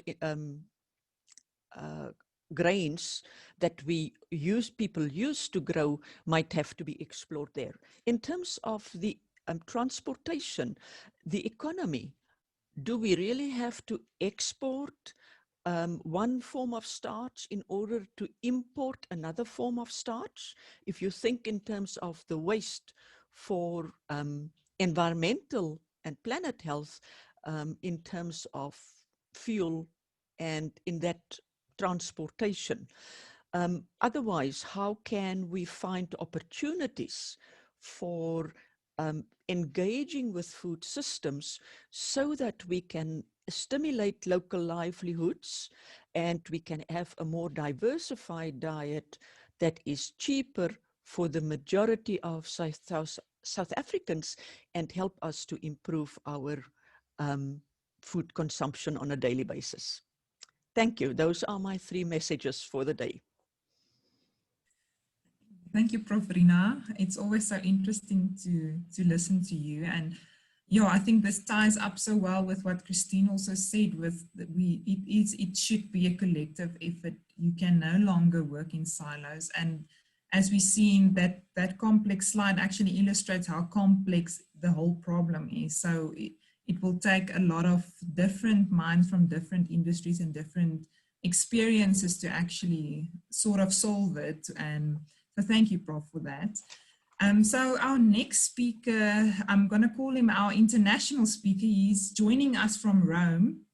Mr. Rolf Saviti. He is the partnership manager in the private partnerships and fundraising division at the World Food Programme, headquarters in Rome. His experience is split evenly between development and private sector. So he has a wealth of experience that I wish I could read to you, but I don't have time now. So outside of work, Rolf is an avid runner, he's an amateur basketball player, and he does freelance stand-up comedy, he told me, 2 events per year. So maybe we'll get a surprise and this will be his 2nd event of the year. Let's see. His weakness is gelato. And with this, I would also like to congratulate the World Food Programme for receiving the Nobel Peace Prize this year. And also you're thanking Rolf for his efforts in that. I'm sure that you play a big role in your division that you're also situated in. So looking forward to your talk, Rolf, and thank you for agreeing to be with us. Thanks. Thank you, Bianca, and thank you everyone for the applause. Obviously, it's not, I wish I did it all myself, but the organization is pretty large, and I was so proud when Christine was talking about some of the work we've done and the analysis that means we have to do more work, and so there's much to be done. But again, it's collaborative effort by everyone and not just an individual. Okay, so thank you very much for inviting me to speak today. It's a great opportunity to speak. And unfortunately, I didn't carry any jokes today because they are still quarantined at the moment due to the restrictions on COVID. So they can't travel virtually either. I'm talking about From Crisis to Cookies. That's my title. And I know how nutritionists work and how your minds think. I know, I suspect some of you have already deemed my title to be too high in sugars already. So please, I'm not promoting any cookies, any type of biscuits. No, eat some more, no tennis. We're talking about a different type of cookies today. I hope today that I'm able to inspire you to think differently about your work in nutrition, especially in the advent of COVID. And what I'm about to talk to you about today is a culmination of almost 2 years of work, particularly that I've done, which ended in November 2019 in a strategy for how we improve nutrition through the retail environment. And this is basically how we connect purchase data to consumption data and how we link that to the nutrition situation that people are facing and how we improve nutrition through that improved understanding. I would like to begin with a quote from the 2020 Global Nutrition Report and the recommendations under health systems, which identifies uses of new technologies for nutrition. And I quote, "To save lives and cut healthcare costs, sectors must work in collaboration to mainstream nutrition as a basic health service through leveraging existing infrastructure and introducing new technologies. This includes innovative technological solutions like digital nutrition counseling, where appropriate, especially when working with more remote and harder to reach communities, and commit to routine and systematic collection of equity-sensitive nutrition data at the community level, disaggregated by key population characteristics." End of quote. It's a huge thing, and I'm not going to unpack it here, but the 2 points I want to bring out from that quote is A, the importance of using new technologies for our work in nutrition, and B, that we need to constantly be using real-time information and data as we work with our communities. I would like to take this from a COVID perspective. Let's cut straight to the point. COVID has changed our lives, probably forever. And I won't dwell too much today on the impact of COVID because you've all felt it, we've all experienced it and in different ways, and we know the impact of that. But potentially the most concerning thing from the point of view of nutritionists is it's potentially wiped out the gains that we've made in advancing nutrition over the last few years. And a lot of you have brought out some of the major issues, and I won't speak about those. But without even going into the numbers, we know that economies are affected. And when economies are affected, the ability of people to feed themselves and their families becomes even more difficult. And we know that then results in some of the underlying and indicative problems that we have with nutrition. So this is huge. That's one of the most significant impacts of COVID. On a personal level, during the lockdown, when it hit here in Italy, there's certain habits that I picked up that I never had. Before the lockdown, if I wanted to eat out, I'll just walk out of my house, go to a restaurant and buy something, eat it there and come back. But by the end of the lockdown, I'd installed 4 food ordering apps and I'd learned to order in, but today I'm already being judged for my title, so I won't talk too much about what I ordered during that time. In any case, I want to move this along. So we stayed home, we had a lockdown, and it ultimately led to one of the most significant impacts on our lives, screen time. A lot of us spent more time on our phones. TikTok became really popular during COVID, except Donald Trump. We were on Netflix, we were watching TV, and that significant screen time, according to the Global Internet Phenomenon Report, it showed that 40% and a 40% increase in internet traffic during the time we were in lockdown between February and April, which was the height of it. And this is global, not just Italy or American, globally. And it can be even more depending on the statistics you use. Now, I know I'm African, I'm from Zambia, and we know that's a lot of data bundles. So I'm sure MTN and Vodafone and everybody was celebrating somewhat. But whatever your method of screen time, advertisers were looking for ways to reach you because you couldn't be reached by anywhere except your screen because you're at home. And it ultimately led to the conversation about cookies. And like I said, we're not talking about the edible variety. Cookies are tiny pieces of text that websites leave on your computer so that they know who you are, where you go, which website, and so that they can match advertising to who you are. They're not necessarily a bad thing because they help improve the website experience, how you experience browsing, how you experience your app, how you experience even the platform that we're using, Zoom. There's constant information being collected about the interface so that it allows you to improve. It allows it to improve and meet you, and you enjoy it. And this was what became the conversation, as well as internet privacy. But I'm not going to bore you here with tech stuff that I can barely explain or start a conversation around online privacy. What I do want to highlight is that COVID-19, the pandemic, has fast-tracked data gathering technologies in a shorter time because we can't reach people the same way anymore. And in researching for this symposium today, I came across amazing types of technologies and digital platforms that are being used to collect real-time data that expedites timely response to the COVID crisis, including tracing and tracking, including things such as how to treat, where are the major hotspots. And in fact, some of these technologies are already being adapted for improving nutrition. And I came across one called Predict, which you may want to look up. And that could help what we do in nutrition.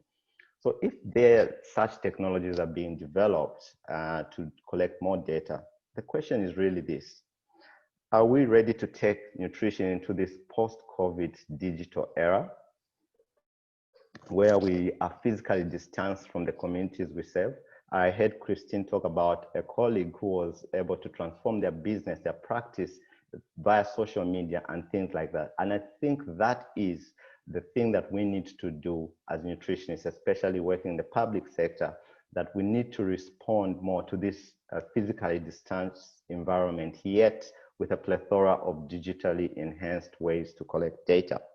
How do we harness the power of technology to understand in real time things like what people buy, what they are eating, how that's affecting their diets, the hotspots of dietary problems, and how we intervene, how we communicate nutrition-related messages to people that are personal, not just the standard education and information techniques, but how do we reach people in the way they want to be reached, in the way that the message will land home? This is a real challenge, but I want to leave you with a few final thoughts.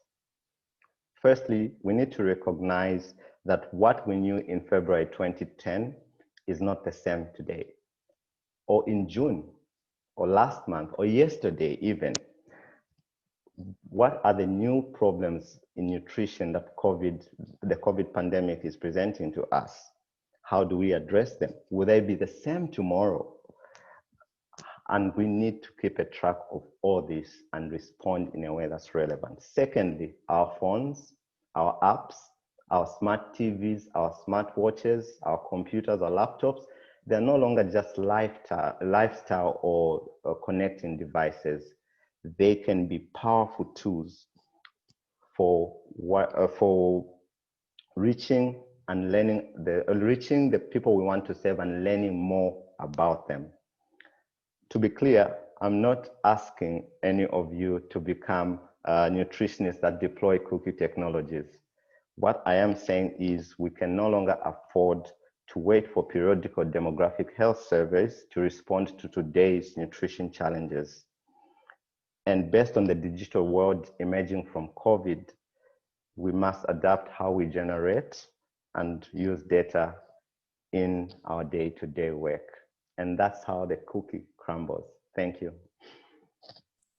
Thanks, Rolf. Really enjoyed your talk. And I think that is a really bold invitation that you put out there, and so true. I think, like you say, everything changed during COVID, and so should the way we do research and collect data. So thank you so much, Rolf. Yeah, very, very insightful. So let's move on to our next speaker. Let me just get it here, sorry. So next up is my co-host for the day and also my very good friend, Dr. Hima Kisa. She is, as I mentioned, the director of the Food Evolution Research Laboratory. And she's also a senior lecturer at the School of Tourism and Hospitality at the University of Johannesburg. Her research interests are in community nutrition, food security, and encouraging the awareness of good nutrition in the food service industry. Her current research projects are focused on nutrition transition and the evolution of dietary habits of South African population. So yes, thank you, Hima. We look forward to your talk as well.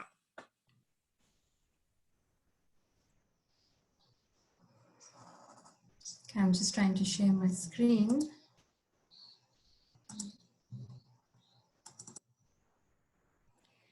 Okay, thank you, Bianca, for the introduction, and good afternoon, everyone. Okay, as Bianca mentioned, my topic or my talk about today is about food accessibility and lessons for the future. What's going on? Okay, sorry. Okay, just an overview. This is the overview of the presentation. I'll be having just to see about the main study, and then we'll talk about the main thing is around the summary and conclusions and the recommendations.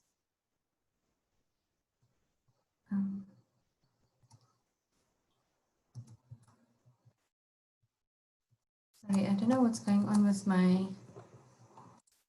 oh, okay. So just to start off with, the COVID-19 pandemic has globally directly affected the food systems through impacts of food supply and demand. It indirectly affects the food systems through the decreasing in purchase power and the capacity to produce and distribute food, all of which has affected food accessibility for the poor and vulnerable.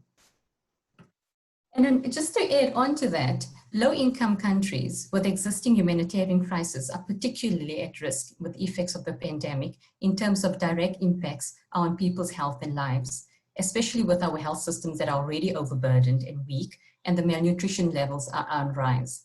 The indirect effects are the disruption of livelihoods, food supply chains, and access to food. And in a number of countries, and including South Africa, retailers have profited from panic buying by raising food prices and food accessibly.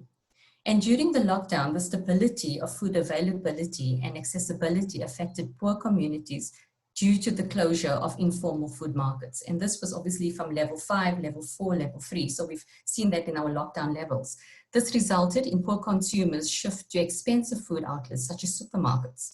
This movement indirectly disrupts food access and reduces diet quality of the communities. Just to give you some background of the study was done in collaboration with 6 other universities, including UJ. So the universities that were involved was Penn State University in US, Institute Paul Bocuse in France, São Paulo School of Business Administration in Brazil, the Interdisciplinary School of Health Sciences Savitribai Phule Pune University in India, University Laval in Canada, and the University of Johannesburg. And then the purpose of the big study was to investigate how the current COVID-19 pandemic is impacting food access and food security. And the idea of the study was to contribute to an understanding of these issues in the midst of the pandemic to help communities respond to food access needs and also to more reliably assess revival of consumer demand post the crisis. And the objectives of this study, what I'll be reporting on today, is to determine the food-related behaviors and perceptions during the COVID-19 lockdown in Gauteng. So the study was broken down only into Gauteng. As FERL had conducted a research earlier this year on a similar objectives, but in Africa. But I'm not reporting on those results today. Okay, the next objective was to identify patterns of food purchase and consumption and to assess household food access with Gauteng residents. We basically put the questionnaire together. It was developed and it was reviewed by the task force consisting of the international researchers, which I mentioned earlier. It was adapted and we pilot tested the questionnaire in each country. And for South Africa and for Gauteng, due to the lockdown, the questionnaire had to be converted into an online survey using SurveyMonkey. And this was covered in the Gauteng province. We used a quantitative descriptive cross-sectional survey. The data collection was between the 1st of August to the 21st of September. And that was around lockdown levels 3 and 2. And we ended up using a snowball sampling method, which only resulted in completion of 255 questionnaires. And just to quickly go to the results, the demographic results that we looked at. So with the age, it was an open-ended question. So people had to enter it themselves. So a lot of people didn't. So we had some missing there, but the ones that entered their age, 52, which is 20%, were between the ages of 41 and 50. But as you can look, there's a variety of ages that have participated in the survey. The gender, it was more female, which I didn't add as well. It was funny enough, there's more single females that completed the survey. And then their monthly household income. As we can see, there's a variety, but then sort of the highest that came up was 15,000 Rand and above. But it actually was 27% was between 0 and 5,000. And then we had a variety evenly besides the 15,000 and above. The race, we looked at different races and the Black community was of the highest. And then the areas, we asked them if they lived in rural, peri-urban or urban. So majority was from urban. And then the areas that we tried to cover the entire Gauteng, but because of the snowballing and how the questionnaires were distributed online, the areas that were covered most was Soweto, Johannesburg South, and the West Rand. Okay, so these are some of the questions that we asked, and these are some of the answers that we've got. So we actually wanted to know how often during the lockdown, that was the entire lockdown, how often did they visit the grocery stores? And then as we can see, it was like majority said once a week. So they basically went, did their purchases for the week and didn't have to go out again. And then we also wanted to know how often did they use the online apps to purchase groceries. And that's also a use of technology. But some people, I mean, 73% said never, but there were others that sort of used it. And then what we found interesting was the accessibility of food by the government and the food industry. So this question was twofold. So we wanted to know the response of the government to make foods accessible to the citizens, and then how much did the citizens actually trust the government? And the same thing was for the food industry. So if you look at the government, it was somewhat, some people found it fair, but there was a lot of it was mixed feelings around that. Going to the trust and trusting issue, I think there was also mixed feelings. Some people really didn't know whether they trusted or distrusted the government. But then it was slightly different with the food industry. It seems like it was from fair to good, where they thought they managed to get some of the foods from the grocery stores that they wanted. Although some grocery stores had run short of some of the ingredients. And then the trusting of the government, of the food industry, it seems like it was a little better than actually so somewhat trusted. So 34% actually said they're somewhat trusted, but there was a variety of people saying that they have trusted the food industry in having the foods accessible during the lockdown. And then this was quite interesting. We wanted to know how the citizens could have been better prepared to make sure themselves and their family have better access to food during the COVID crisis. So, so the first one was knowledge of how to cook better from scratch. So if they had to cook, if they knew how to cook, would that help them to prepare meals for their families? So it was between no and yes here, because we had 52% that said no, but then 48% said yes. And then again, knowledge on how to keep a well-stocked pantry. So the idea was, did they know how they felt they could be better prepared for future crises? Is basically how to stock your pantry, I suppose, maybe with ingredients that they would need to cook. So it could be nutritious ingredients or or anything to do with keeping your pantry fully stocked, and knowledge about appropriate quantities for the survival during a crisis. And that again was 72%. And knowledge of food safety and cross-contamination from different surfaces, especially when bringing food from grocery stores. Again, that was also quite high. That's what people still want to learn about. And then knowledge of how to appropriately stock kitchen utensils and appliances. This is if you got the correct utensils or having enough utensils at home, it will assist you in cooking the foods that you want to eat. And knowledge over my food cost per week also. So all of that, as you can see, are the pointers that people actually wanted to learn more to make themselves better prepared for a crisis. And then food preferences during the COVID-19. So again, was food shortage ever of a concern? So this was, although 51 said no, but we also had 49% that said yes. So it was a bit of a 50-50 thing there. So again, if we go back to the demographics, it was urban population. And again, it was people, I mean, the earners were 15,000 Rand and above. Did access to preferred food items change? Not really. Did you have to eat a limited variety of foods? And that goes back to the other presenters that spoke about people not eating variety of food during the lockdown. Although 59% said no, 41% said yes. So that is a bit of a concern that people haven't been actually consuming a variety of foods because of, it could be accessibility. Although they said yes, the food industry had made food accessible, but was it a variety of food? And did your preferences change? Okay, they said no. Okay, so we wanted to also know whether people received free and donated food. So it seems as people haven't. So we looked at different areas in the sense where the local food banks, the local schools, free meals from restaurants, free meals from places of religion, from public sources, meals from families, meals from friends. So if you look at the stats, yes, it's very low. There are the little bit of people, that 31 people said that they got foods from religious places. And then if we look at family and friends, so it seems as though 24% actually got meals from family. So there was a stage where people needed food that was free and donated. And then again, we wanted to know food consumption patterns during the lockdown.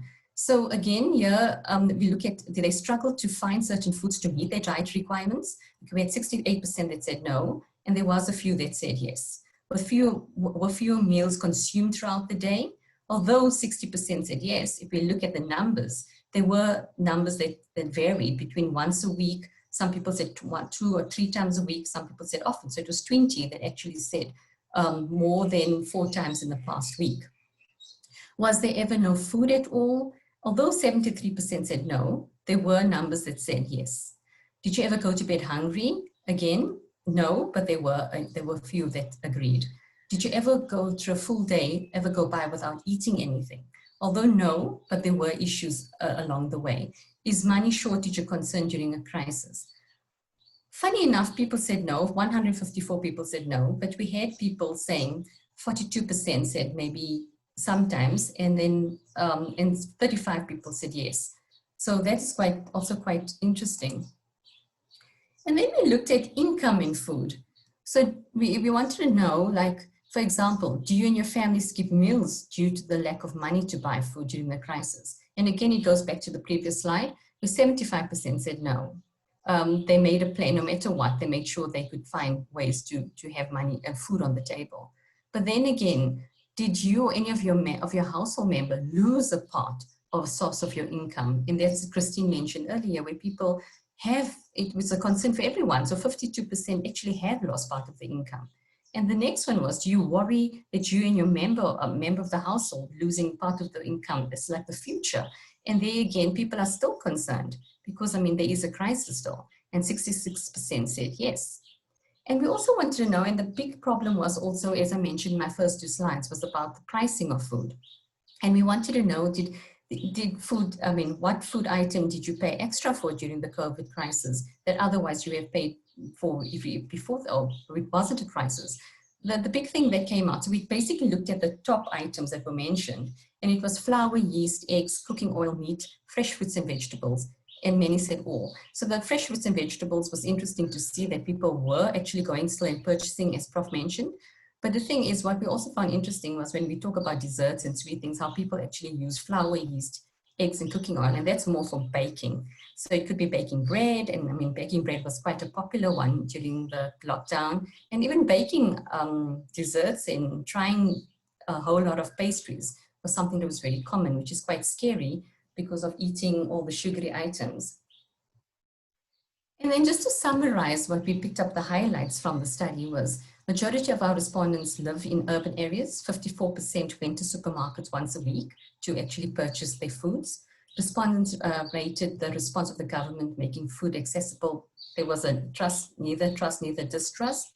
72% actually agreed they wanted to be educated on the quantity of food that's needed to survive during a crisis. And 68% agreed that they needed to know on the food spent on food per week. And then also 62% wanted to be educated on a well-stocked pantry. 52%, this is majority, have experienced a loss of part or full of their income in their household during the lockdown. And then 50% of the respondents agreed that food shortage was a concern, and 41 indicated that they consumed a limited variety of foods. So it is a worry, although people claim that they made sure there was food, but there was also, was it the right types of food that people were consuming?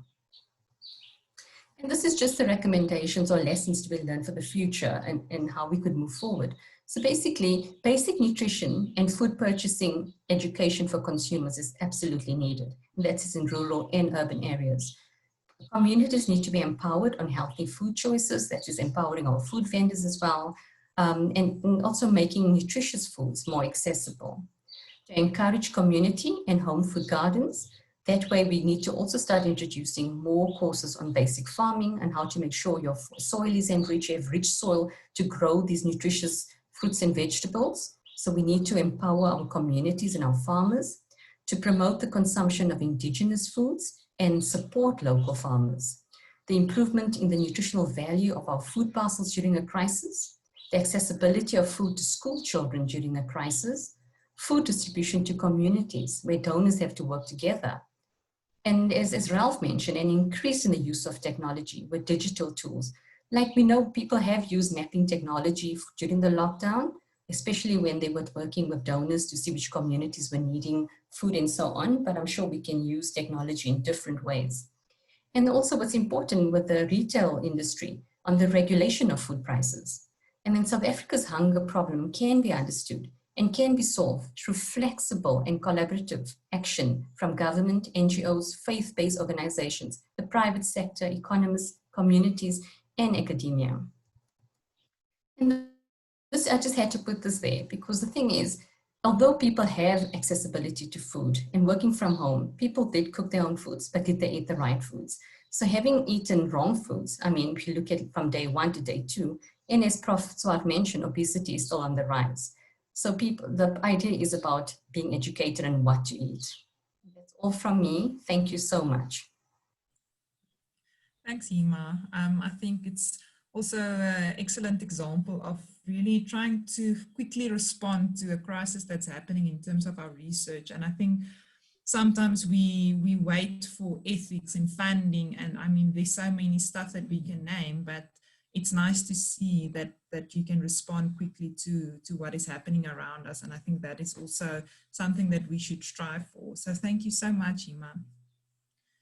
Okay, so we've come to our last speaker for today. I can't believe the morning went past so quickly. So our last speaker is Prof. Musa Selepi, and she's a research developer at the University of Limpopo. Her area of specialization is in nutrition, focusing on food hygiene and food safety in the hospitality industry. Her secondary interest is in rural and local economy development with particular interest in food security. So thank you, Prof. We look forward to your talk. And also remember to post your questions in the Q&A box so that we can have our speakers answer some of them. Thank you.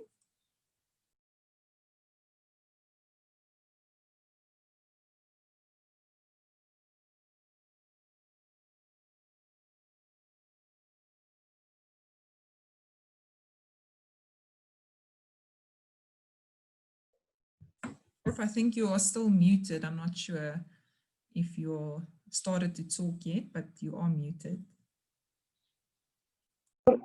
Sorry about that. Let me try to share my presentation.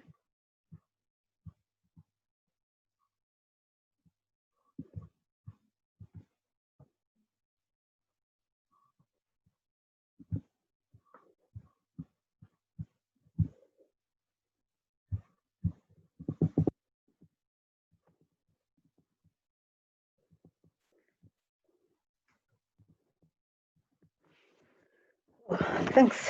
There we are.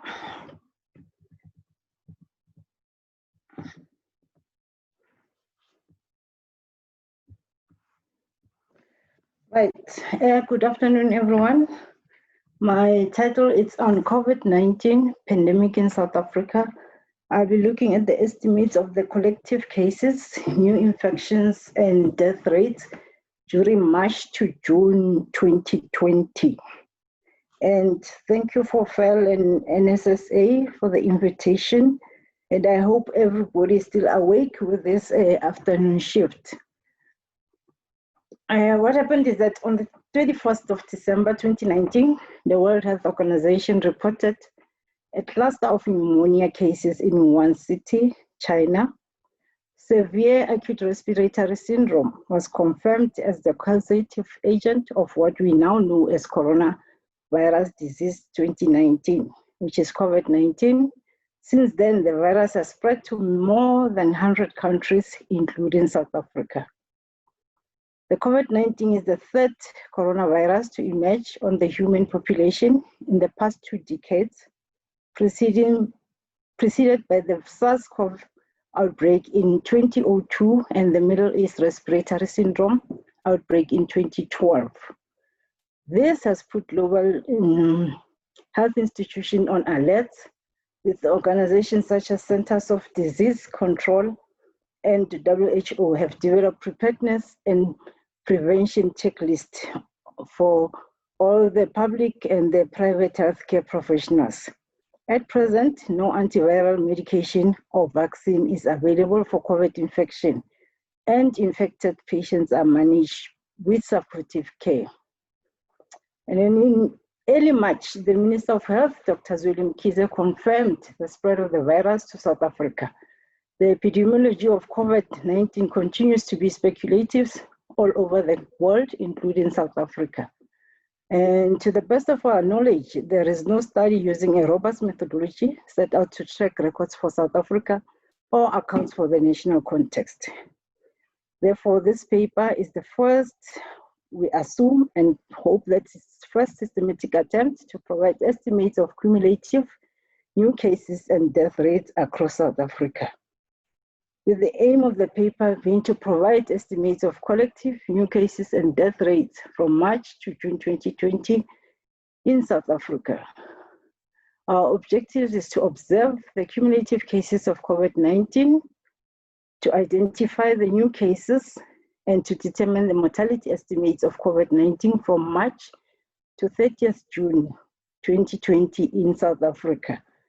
And data was collected from Department of Health, presented daily by the Minister of Health in South Africa, Dr. Mkhize, and then recorded on Excel spreadsheet, then computed per month end, starting from March to June 2020. The means and the standard deviations were then calculated. And then the results on estimates of collective cases, new cases, and death cases are presented in the following sections by means of tables and graphs.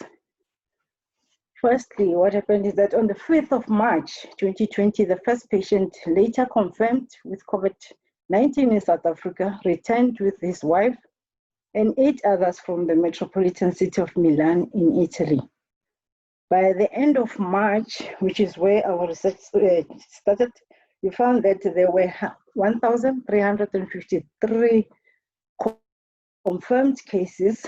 Gauteng and Western Cape recorded highest number of COVID-19 with 633 and 325 respectively, those that are highlighted in red. And then there were 4,294 new cases in April, raising the total number of confirmed cases to 5,647. Again, Western Cape and Gauteng reported highest number of COVID-19 with 2,342 and 1,449 respectively. In May, scientists advising the government estimated 475 confirmed COVID-19 deaths by the end of that month and more than 40,000 deaths by November. However, there were 32,683 cases reported across all provinces, with Western Cape reporting highest number of COVID-19 at more than 21,000. As of the 30th of June, the cumulative number of detected COVID-19 cases was 151,209, with the average mean of 47,000. And Western Cape again recorded highest number of COVID-19 with more than 62,000, followed by Gauteng with more than 42,000. And then reporting on the new cases at the end of each month, we found that in March, 27 new cases were reported in South Africa. There were 297 cases in April, raising the total number of confirmed cases to 5,647 as indicated in the previous slide. And we found that by the end of May, there had been 1,719 new cases. In June, there were 6,945 new cases, raising the total number of confirmed cases to 151,000, as indicated in the previous slide. And then we saw that their mean and standard deviation were also on 2,247 and 3,218 respectively. And then with the that reported by month, in March, 5 people died in South Africa. That was the beginning. At the end of April, the death toll rose to 103. And by the end of May, there had been 683 death cases. In June, the death toll also rose to 2,657. And then average distribution of age, we found that between the ages of 0 and 9, there were no records in March and April, while May and June reported 2 and 3 cases of deaths. And then between the ages of 10 and 19, there were no records in March and April. May and June reported 2 and 7 deaths respectively. We saw that more deaths occurred between the ages of 30 and 79, as indicated in red, and fewer cases were seen between the ages of 80 and 99 years. This simply means that COVID-19 virus infects people of all ages. However, evidence to date suggests that 2 groups of people are at high risk of getting COVID-19. They are older people and those with underlying medical conditions. And then per gender, we found that between the 1st of March and June 30, 1,624 women died of COVID-19 compared to 1,818 men. That's showing that males are more likely to die from infection than the females. And you can also see the mean of the males was 454.5, and for males was 406. And then what's going to happen is that most of the successful responses to global threats like HIV and AIDS have been characterized by multi-stakeholder partnerships. We've seen that happening in South Africa with the cases of AIDS, that South Africa was able to manage the cases. So the South African health system has been in the forefront, in the implementing of such programs, and it will be best served to leverage that experience and resources in responding to COVID-19. If they managed with the HIV and AIDS, they can also manage in COVID-19, which will need more effort. With COVID-19 pandemic in health, and is a health and human crisis threatening the food security and nutrition of millions of people around the world. With a large global food emergency looming, this will lead to possible disruptions to the functioning of the food systems with severe consequences for health and nutrition. I think my previous presenters also talked about the food safety and also the food systems. So how can we mitigate this problem during this pandemic? We should try by implementing strategies that could potentially deepen health inequalities, continuously using data-driven approaches in identifying the unique most vulnerable groups, such as the people living with communicable and non-communicable diseases, children and the elderly, and those that are food insecure, to support them in an equitable manner and bring them into COVID-19 prevention framework. More importantly, will be to mobilize to save lives and livelihoods, focusing attention where the risk is most acute. How do we do that? We can preserve critical humanitarian food, livelihood, and nutrition assistance to vulnerable groups. Declare food production, marketing, and distribution as essential services everywhere to keep the trade corridors open. Or expand use of frequent food security monitoring systems to provide up-to-date information on the impacts of the outbreak and understand who is most at risk. Also maintain liquidity and promote financial inclusion, particularly in rural areas. Secondly, we can strengthen the social protection systems for nutrition. And how do we do that? By making sure that food and nutrition assistance should be at the heart of the social protection programs. We should strengthen the health system response for nutritional care, protect the most vulnerable population, starting with the women who play a key role in the household and essential services delivery. Also tailor social protection programs to be nutrition sensitive. And lastly, but not least, is to invest in a sustainable future by making sure that food systems need to be transformed to work better with the nature and for the climate. We should lay the foundation for a more inclusive, green and resilient recovery. And remember that the future is now, because the infections are growing and we don't know how far it will go. By that, I thank you. Thank you so much, Prof. And you're just ending the symposium by just taking everything together. Thank you. So with that, we've come to our end of our symposium, and unfortunately, we only have time for one question that I would like to pose to Prof. Rina. Let me just get this. So Marna asks, I think another factor for the differences seen in income groups is the social economic environment.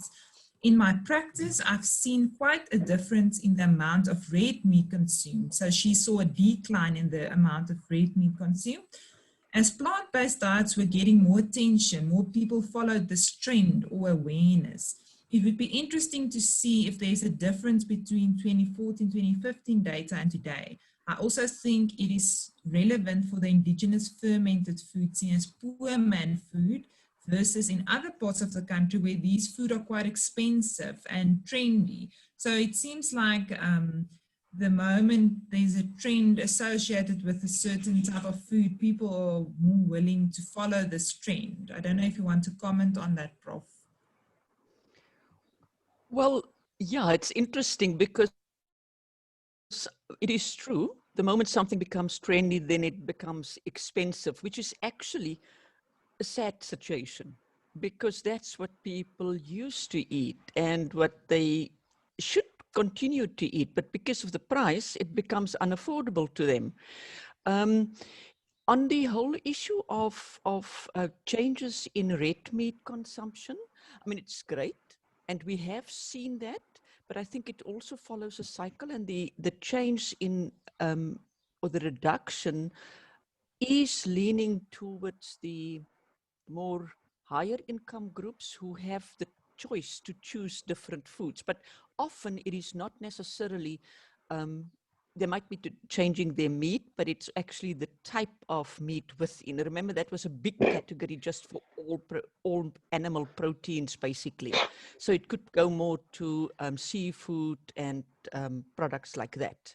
Sushi is very popular nowadays, you know, so that could also be one of the reasons. Oh, thank you, Prof. So yeah, I think there is a couple of questions still in the Q&A box that our panelists are welcome to go and answer, but I don't want to take more time. We are at the end and it's been a long morning, so I'm sure you're also thirsty and hungry for something. So with that, I would really like to thank everyone who joined us this morning for our annual symposium, and hopefully next year we will be able to see all of you face to face and to interact with you in a more personal way. So thank you also to our wonderful speakers that took time out of their busy schedules to share their knowledge and passion with us. We really appreciate you. And also thank you to the STH, the School of Tourism and Hospitality's marketing team, for everything from developing our marketing material to the logistics for setting up the day, and a special thank you to Edmund for assisting us. We could not have done this without you, so thank you. So with that, I would like to end our symposium, and I hope that we could move beyond COVID-19 and unite in growing and sustaining good nutrition in South Africa and globally.